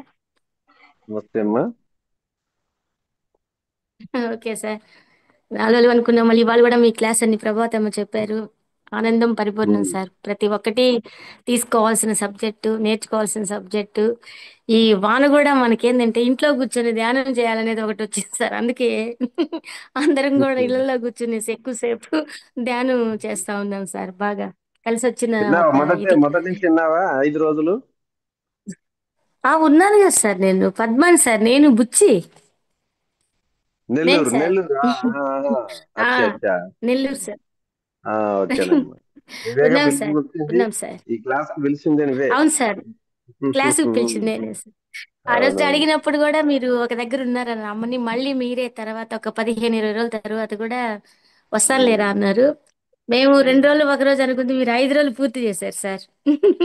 నేను జూమ్ చాలా క్లాస్ ఆనందంగా. 5 రోజులు చెప్పడం ఇదే ఫస్ట్ టైం అమ్మా. ఎప్పుడు జూమ్ క్లాస్ అవును. అంటేనే నేను పెద్దగా ఇష్టపడను. ఆ, లేదు సార్, ఆ రోజు 5 6 రోజులు నాతో కూడా చెప్తున్నాను. అన్నారు. నాతో కూడా ఉమ్. అన్నారు సార్ మీరు. 1 డే నాటు అంటే మీ ఇష్టం సార్. 1 డే తర్వాత ఒక 3 డేస్ మళ్ళీ ప్రభాతం ఇంకొక 3 రోజులు ఇవ్వమన్నారు. ఉమ్. ఇప్పుడు మళ్ళీ ఉమ్. కూడా మీరు ఇలా వచ్చిన చాలా ఆనందంగా ఉంది సార్. బాగున్నాయి సార్ సబ్జెక్టులు కానీ, చెప్పడం కానీ అన్నీ చాలా చాలా ఆనందంగా ఉంది సార్. ఒకేసారి ఇంకెవరైనా మాట్లాడతారేమో. సార్ ఒక సార్ చిన్న విషయం అమ్మా ప్రభాతమ్మ. ఇప్పుడు మాట్లాడండి. అక్కడ ఏం పేరు, నరసింహ సార్ అని చెప్పి నెల్లూరు నుంచి వచ్చుంటారమ్మా. ఆయనకి నిన్న ఆయన మన రామిరెడ్డి సార్ని గురించి మొన్న మాట్లాడారు. నేను పవన్ సారు మన నెల్లూరుకి వెళ్ళినప్పుడు అప్పటికప్పుడే ముగ్గురికి లింక్ ఇస్తే ఉదయాన్నే జాయిన్ అయ్యారు. మన రామిరెడ్డి సార్తో కూడా ఆయన మాట్లాడారు. ఈ రోజు రామిరెడ్డి సార్ని గురించి, మీ గురించి, మన అగస్త్య పిరిమిడి గురించి ఆయన ఎంతో ఆనందం పొంది, నేను ఇంత దూరం వచ్చి నేను అసలు ఎంత ఆనందంగా ఉంది అగస్త్య పిరిమిడిలో మీరు వాళ్ళు చూపించే ప్రేమ, అభిమానము. రామిరెడ్డి గారు అంటే ఇవాళ కూడా సార్ చేశారంటే ఆయన చాలా ఆనందపడ్డారు సార్. ఇవాళ కూడా సార్ వస్తున్నారు సాయంకాలం అందరికి, చాలా ఆయన ఉన్నారో లేరో తెలియదు. ఈ వానకి ఏదన్నా ఇబ్బంది ఉన్నారు పడుతున్నారేమో. ఉన్నారు మేడం. ఉన్నారు మేడం, సార్ ఇస్తున్నాను. ఉన్నారా? సార్ సార్ ఉంటే మాట్లాడండి సార్. సార్తో ప్రభాత మేడంతో మాట్లాడండి సార్. ఆయన చాలా మాట్లాడమని. ఆనందపడ్డారు సార్. మీకోసం ప్రభాతం కోసం చాలా ఆనందపడ్డారు ఆయన. ఎవరు పేరు? నరసింహారావు సార్. నరసింహరావు సార్. నరసింహారావు గారా? మాట్లాడండి. మొన్న మాట్లాడారు సార్ మీతోటి ఆయన, ఇవాళ కూడా మాట్లాడతారన్నారు. ఆ. సార్ ఒకసారి సార్తో మాట్లాడండి సార్. సార్తో మేడంతో మాట్లాడండి. ఈ వర్షం వల్ల ఏదన్నా కుదరట్లేదేమో లింక్, అది జాయిన్ అవ్వలేకపోతున్నారేమో సార్. సరే, నెక్స్ట్ ఇంకొకరికి ఇవ్వండి అయితే. ఓకే అమ్మా ప్రభాతమ్మ సార్కి, జూమ్లందరికీ కూడా. అక్క 1 మినిట్. సార్ నరసింహారావు సార్, మీరు ఇయర్ ఫోన్స్ తీసేసి నీట్ గా మాట్లాడండి, వినిపిస్తుంది. ఇయర్ ఫోన్స్ తీయండి ఫస్ట్. ఇప్పుడు మాట్లాడండి సార్, వినిపిస్తుంది. నాన్న అన్మ్యూట్ నాన్న, ఇచ్చా మేడం, ఇచ్చాను. అందులో అన్మ్యూట్ చేసుకోండి సార్. అన్నిట్లో ఉన్నారు మేడం. మాట్లాడండి సార్ మరి. సార్ సార్ రామిరెడ్డి సార్, నమస్తే సార్. నమస్తే. సార్ నమస్తే. మీరు చెప్పిన ఈ జ్ఞాన ప్రవాహం నన్ను ఎంతగానో ఆనందపరిచిందని చెప్పాలంటే, ఇంత సుదీర్ఘంగా అసలు ఈ ఆగామి కర్మలు, సంచిత కర్మలు, ప్రారంభ కర్మలు ఇలాంటివి వినడమే అసలు కొత్తగా అనిపిస్తుంది. చాలా చక్కగా అసలు ఎంత విపులంగా చెప్పారంటే అరటిపండు ఒలిచి నోట్లో పెట్టినట్టుగా అనిపిస్తుంది నాకు. అంత చక్కగా ఉంది. ఇలాంటి ప్రసంగం నేను సుదీర్ఘంగా వినలేదు, ఇదే మొదటిసారి. గతంలో 1-2 సార్లు కొంచెం కొంచెంగా విన్నాను. ఇంత సుదీర్ఘంగా, ఇంత లోతుగాను, ఇంత ఉదాహరణలతో ఎప్పుడూ నేను వినలేదు. చాలా చక్కటి ప్రసంగం. అసలు చాలా ఆనందం వేస్తుంది అసలు. నాకు చెప్పడానికి మాటలు రావడం లేదు. కానీ మీ ఈ ఈ ప్రసంగం చక్కగా నన్ను ఆకట్టుకుంది. నన్నే కాదు, ఈ జూమ్లో ఉన్న ప్రతి ఆత్మబంధువుని కూడా ఆకట్టుకుందని నేను అనుకుంటున్నాను. ఈ అగస్తీశ్వర పిరమిడ్ వాడికి కూడా నేను ప్రత్యేకమైన వందనాలు సమర్పించుకుంటున్నాను. నన్ను ఈ బుచ్చి నుంచి పద్మ గారు ఈ లింక్ ఇచ్చి మీరు వినండి సార్, చాలా బాగుంటుందని చెప్పారు. వెంటనే నేను జాయిన్ అయ్యాను. మీ 5 రోజుల కార్యక్రమాన్ని నేను విన్నాను సార్. చక్కటి 5 జ్ఞానానికి రోజులు వెరీ గుడ్. సంతోషం. 5 రోజులు వింటేనే బాగా అర్థమవుతుంది. మొదటి నుంచి విన్నాను, ఇప్పుడు చాలా బాగా. ఇప్పుడు యూట్యూబ్ లో ఒకవేళ 5 రోజులు వినలేకపోయిన వాళ్ళు యూట్యూబ్ లో ఉంటది కాబట్టి ఆ లింక్ తెలుస్తుంది కాబట్టి మీరు వినండి మొదటి నుంచి మళ్ళీ నిదానంగా సావధానంగా వింటే పూర్తిగా అర్థమవుతుంది. ఓకే ఓకే సార్, తప్పకుండా వింటాను. చాలా థ్యాంక్స్ సార్, మీకు మరీ వందనాలు. ఓకే, థ్యాంక్ యూ, నమస్తే. Thank you Narasimha Rao sir. మీరు వీడియో ఆన్ చేసుకొని సార్ నవ్వించినప్పుడు, కొటేషన్స్ వేసేటప్పుడు మీ ఫీలింగ్స్ మేము చూస్తా ఉన్నాం. మేము కూడా చాలా హ్యాపీగా ఫీల్ అవుతున్నాం. సార్ ఏదైనా ఒక కొటేషన్ వచ్చి పక్క నవ్వుకుంటా ఉన్నాడు సారు. చాలా చక్కగా విన్నారు మీరు. నేను గమనిస్తున్నాను కదా. ఓకే ఓకే సార్, పిరమిడ్ నుంచి మంచి సమాచారాన్ని మాకు అందజేసినందుకు మీకు కృతజ్ఞతలు. Thank you sir, thank you. నాన్న రెడ్మీ వాళ్ళకి నాన్న. ఓకే ఓకే మా ప్రభాతమ్మ. ఓకే అక్క, థ్యాంక్ యూ అక్క. సార్ మాకు నేను ఒకసారి కాల్ చేస్తే లేదమ్మాయి నాకేం అంత ఇంట్రెస్ట్ లేదు జూమ్ అంటే, ఎవరు వీడియోలు ఆన్ చేసుకోరు వినరు అన్నారు. అలాంటి సార్ ఈ రోజు 5 రోజులు చెప్పాడంటే అది మా అదృష్టము. అగస్త్యేశ్వర జూమ్ యొక్క అదృష్టము. అదే మా రోజు ఫస్ట్ రోజు కూడా సార్ ఏంటంటే, సార్ మేము మాట్లాడుకున్న రోజు కూడా సరేలేరా ఒక రోజు అని అంటే, అలాంటిది ఎంతో అద్భుతంగా 3 days రావడం, మళ్ళీ ముందు రోజు రావడం, మళ్ళీ ఇప్పుడు మళ్ళీ ఇంకొకసారి కాల్ చెప్పడం, నిజంగా మన అగస్త్యేశ్వరాలో సార్ ఇంత దూరం చెప్పడం. ఓకే మా, అందరు ఇంకా మాట్లాడాలి. ఓకే మా సార్ నమస్తే సార్. ఓకే సార్, నమస్తే. అట్లాగే, ఓకే, థ్యాంక్ యూ. అట్లే మా, అట్లే సార్. ఓకే అక్క. మేడం మాట్లాడండి మేడం. నమస్తే సార్. నమస్తే అమ్మా. నమస్తే సార్. నేను 5 రోజులు క్లాస్ విన్నాను సార్. ఓకే. నా పేరు మౌనిక సార్, నెల్లూరు. నేను లాస్ట్ 2 times మిమ్మల్ని డౌట్ కూడా అడిగాను ఈ జూమ్ లో. ఈ రోజు మీరు వస్తున్నారని మేము లింక్ లో చూసి సార్ వస్తున్నారా అని చెప్పి చాలా హ్యాపీగా ఫీల్ అయ్యాను. ఫీల్ అయ్యి మళ్ళీ క్లాస్ లో జాయిన్ అయ్యాను. 5 days నేను కంటిన్యూస్ గా విన్నాను సార్. చాలా బాగా చెప్పారు. ఎగ్జాంపుల్స్ తోటి మాకు నీట్ గా అర్థమయ్యేటట్టు. నేను ఈ కర్మల గురించి సబ్జెక్ట్ నేను 2-3 చోట్ల వినున్నాను, చెప్పిన కొన్ని కథలు కూడా వినున్నాను. కానీ మీరు చాలా క్లారిటీగా మళ్ళీ ఎక్కడ ఏం డౌట్ అనేది రాకుండా చాలా బాగా చెప్పారు. మీరు డిఫరెంట్ సబ్జెక్ట్స్ తోటి మళ్ళీ జూమ్ లోకి రావాలని మనస్ఫూర్తిగా కోరుకుంటున్నాను సార్. చాలా బాగా చెప్పారు. ఇందాక మీరు చెప్పారు కదా సార్, ఇట్లా మర్డర్ కేసులో ఉన్నాను నేను అని చెప్పి, మేమందరం మేడం చెప్పినట్టు చాలా సీరియస్ గా వింటున్నాము. లాస్ట్ లో మీరు ఇది కళ అనేటప్పటికి నాకు సీరియలే గుర్తొచ్చింది సార్. కరెక్ట్ గా సీరియల్ అలాగే చూపిస్తుంటారు, అంతా అయిపోయినట్టు చూపిస్తారు, ఎవరికో కళ వచ్చినట్టు, ఎవరో ఊహించుకున్నట్టు అలా చూపిస్తారు. సో కరెక్ట్ గా సీరియల్లో ప్రెజెంట్ చేసినట్టే చేశారు. కానీ చాలా బాగా చెప్పారు సార్. సబ్జెక్ట్ అయితే చాలా బాగుంది. మీరు మళ్ళీ మంచి సబ్జెక్ట్స్ తో డిఫరెంట్ సబ్జెక్ట్స్ తో రావాలని కోరుకుంటున్నాను సార్. చాలా కృతజ్ఞతలు సార్ మీకు. సో ఈసారి ఎప్పుడన్నా సమయం ఉన్నప్పుడు మరి ఒకటి అడిగావు కాబట్టి చెప్తున్నాను, ఇంకొకసారి ఎప్పుడన్నా, ఎందుకంటే మీ జూమ్ నాకు బాగా నచ్చింది. చాలా శ్రద్ధగా, మెంబర్స్ కూడా పర్వాలేదు 50 పైన వింటున్నారు కాబట్టి. ఇంకొక కొత్త సబ్జెక్ట్ ఏంటి అంటే, సహజంగా మనం అందరం కూడా ఎవరైనా ఆత్మీయులు బంధువులు అని కలిసినప్పుడు పరామర్శిస్తుంటాం. ఏమండి బాగున్నారా అంటాం, అంతే కదా.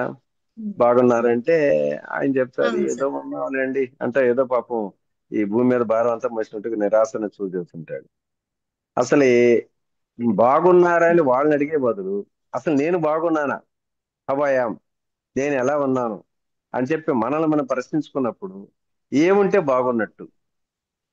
సంపదలుంటే బాగున్నట్ట, ఆస్తులు అంతస్తులు ఉంటే బాగున్నట్ట, అధికారాలుంటే బాగున్నట్ట, లేకపోతే ఆరోగ్యం ఉంటే బాగున్నట్ట, లేకపోతే మనసు బాగుంటే బాగున్నట్టు? అసలు ఏముంటే బాగున్నట్టు? దాని మీద అది కూడా ఒక ఇంచుమించు 4 days పట్టుద్ది అది కంప్లీట్ అవ్వాలంటే. ఇది చూద్దాం, అది నెక్స్ట్ ఎప్పుడన్నా మీకు ప్లాన్ చేసుకుని తీసుకున్నప్పుడు చేద్దాం.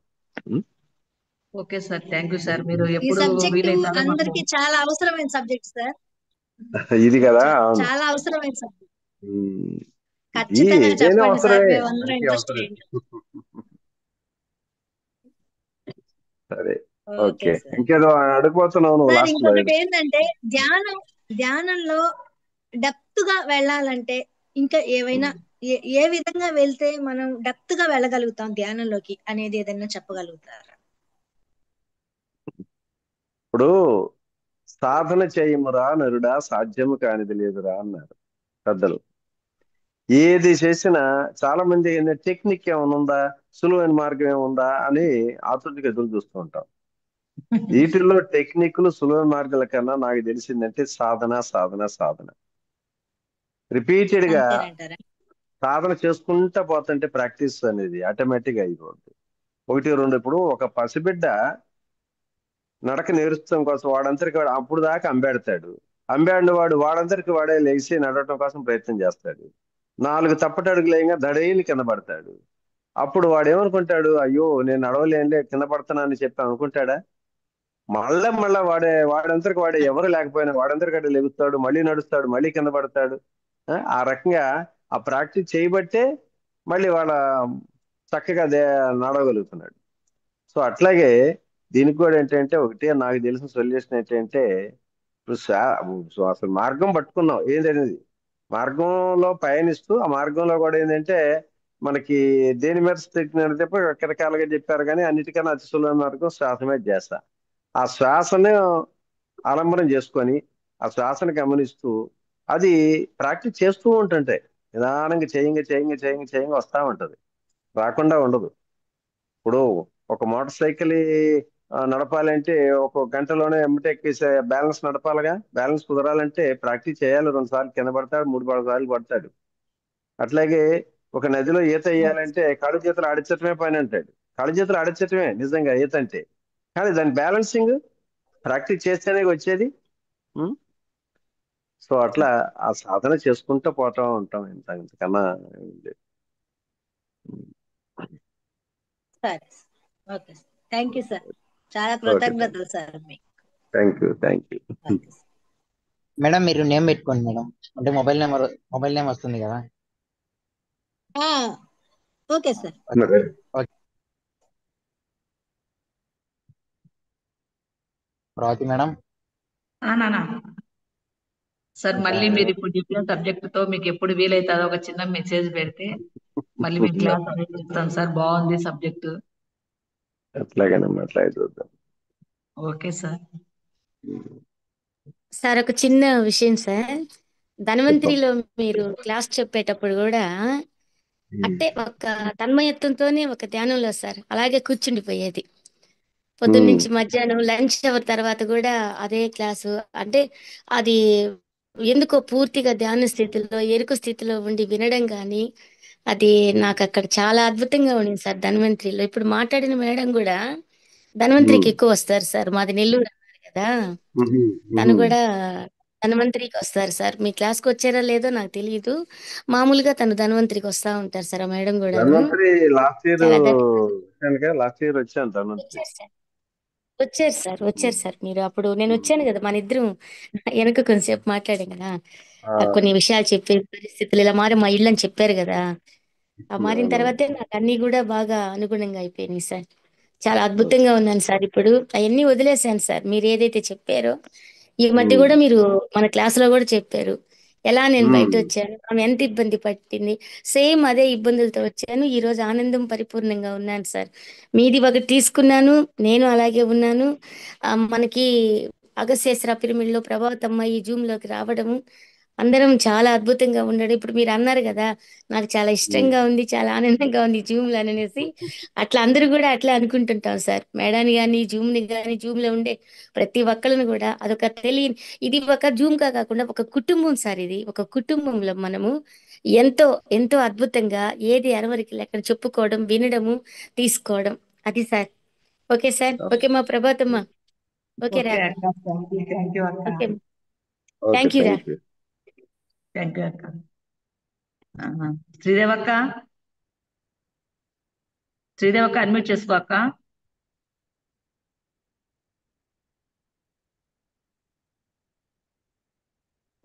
బ్రహ్మార్పణం చెప్పుకున్నాం సార్. అట్లాగే సుకుమార్ సార్ మాట్లాడతారా సార్?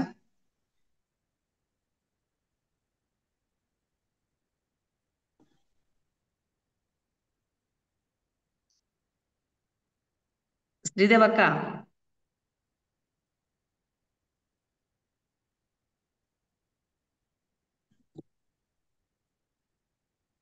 అన్న అందరికి అడ్మిట్ ఆప్షన్ ఏనా? అక్క పలకలేదు. ఓకే మేడం, అందరికి ఇచ్చాము మేడం. जय हो पत्री जी, जय हो पत्री जी, जय हो पत्री जय हो पत्री जी, जय हो पत्री जी। प्रभावतमा प्रभावतमा जय हो रामरेड्डी सर नमस्कार प्रभावतम्मा, जय हो पत्री जी, रामरेड्डी सर जय हो पत्री अगस्त्य सर किरण शुभरात्रि शुभरात्रि ప్రతి ఒక్కరికి వీడియో ఆన్ अगस्त्य చేయండి सर మేడం. किरण మనవడమ్మా ప్రభావతమ్మ, ఎవరమ్మా? ఉమా ఉమా మా మనవడు. వీడియో నాది ఆన్ కావటం లేదని చెప్పిన కదా మమ్మల్ని. అవునా? రామరెడ్డి సార్కి, ప్రభావతి మేడంకి. గోవర్ధన్ వచ్చలేడా అమ్మా ఈరోజు? జై హో పత్రిజీ, జై హో పత్రిజీ, జై హో పత్రిజీ. రామరెడ్డి సార్కి, ప్రభావతి మేడంకి, ప్రతి ఒక్కరికి ఆత్మ ప్రణామాలు, ధన్యవాదాలు. Thank you so much sir. Rama Reddy గారికి జయ హో పత్రిజీ. మళ్ళీ మళ్ళీ రావాలి రామరెడ్డి గారు, జయ హో పత్రిజీ మాట్లాడాలి. అందరిని మీట్ చేసేసి ఆ ఉమా మేడం చెప్పు. బాగుంది సార్ మీది. జై హో పత్రిజీ, ప్రభావతి మ్యామ్. జై హో పత్రిజీ, జై హో పత్రిజీ, జై హో పత్రిజీ. ఏమనుకోరు చెప్పు. నాన్న ఉమా మేడానికి ఇచ్చేసి ఒకసారి జై హో పత్రిజీ, జై హో రామరెడ్డి సార్ చెప్పమనండి అబ్బాయికి. సార్ లీవ్ అయిపోయినారు. ఉమా మేడానికి నాన్న ఇస్తున్నా మేడం.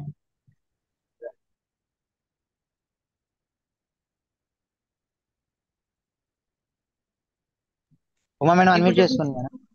నాన్న ఇప్పుడు చెప్పు, జై హో పత్రి చెప్పు గారు. జై హో పత్రి, జై హో పత్రిజీ, రామరెడ్డి. మేడం లైవ్ కదా, వీడియో ఆన్ చేయండి, లైవ్ లో ఉంది ప్రోగ్రామ్. వీడియో ఆన్ అవుతుందమ్మా? కావటం లేదమ్మా. అదిగో చాలా రోజుల నుంచి చూస్తున్నా, వీడియో ఆన్ కావటం లేదు.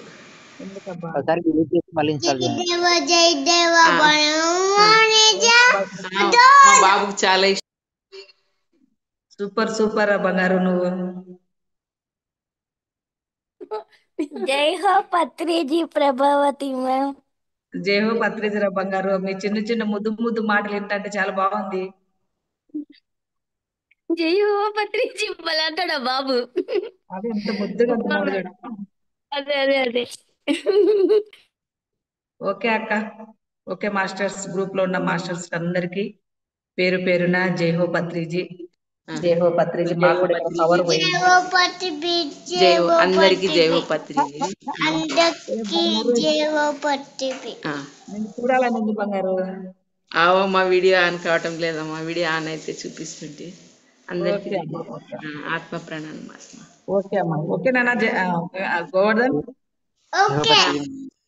గోవర్ధన్ జై హో పత్రిజీ, జై హో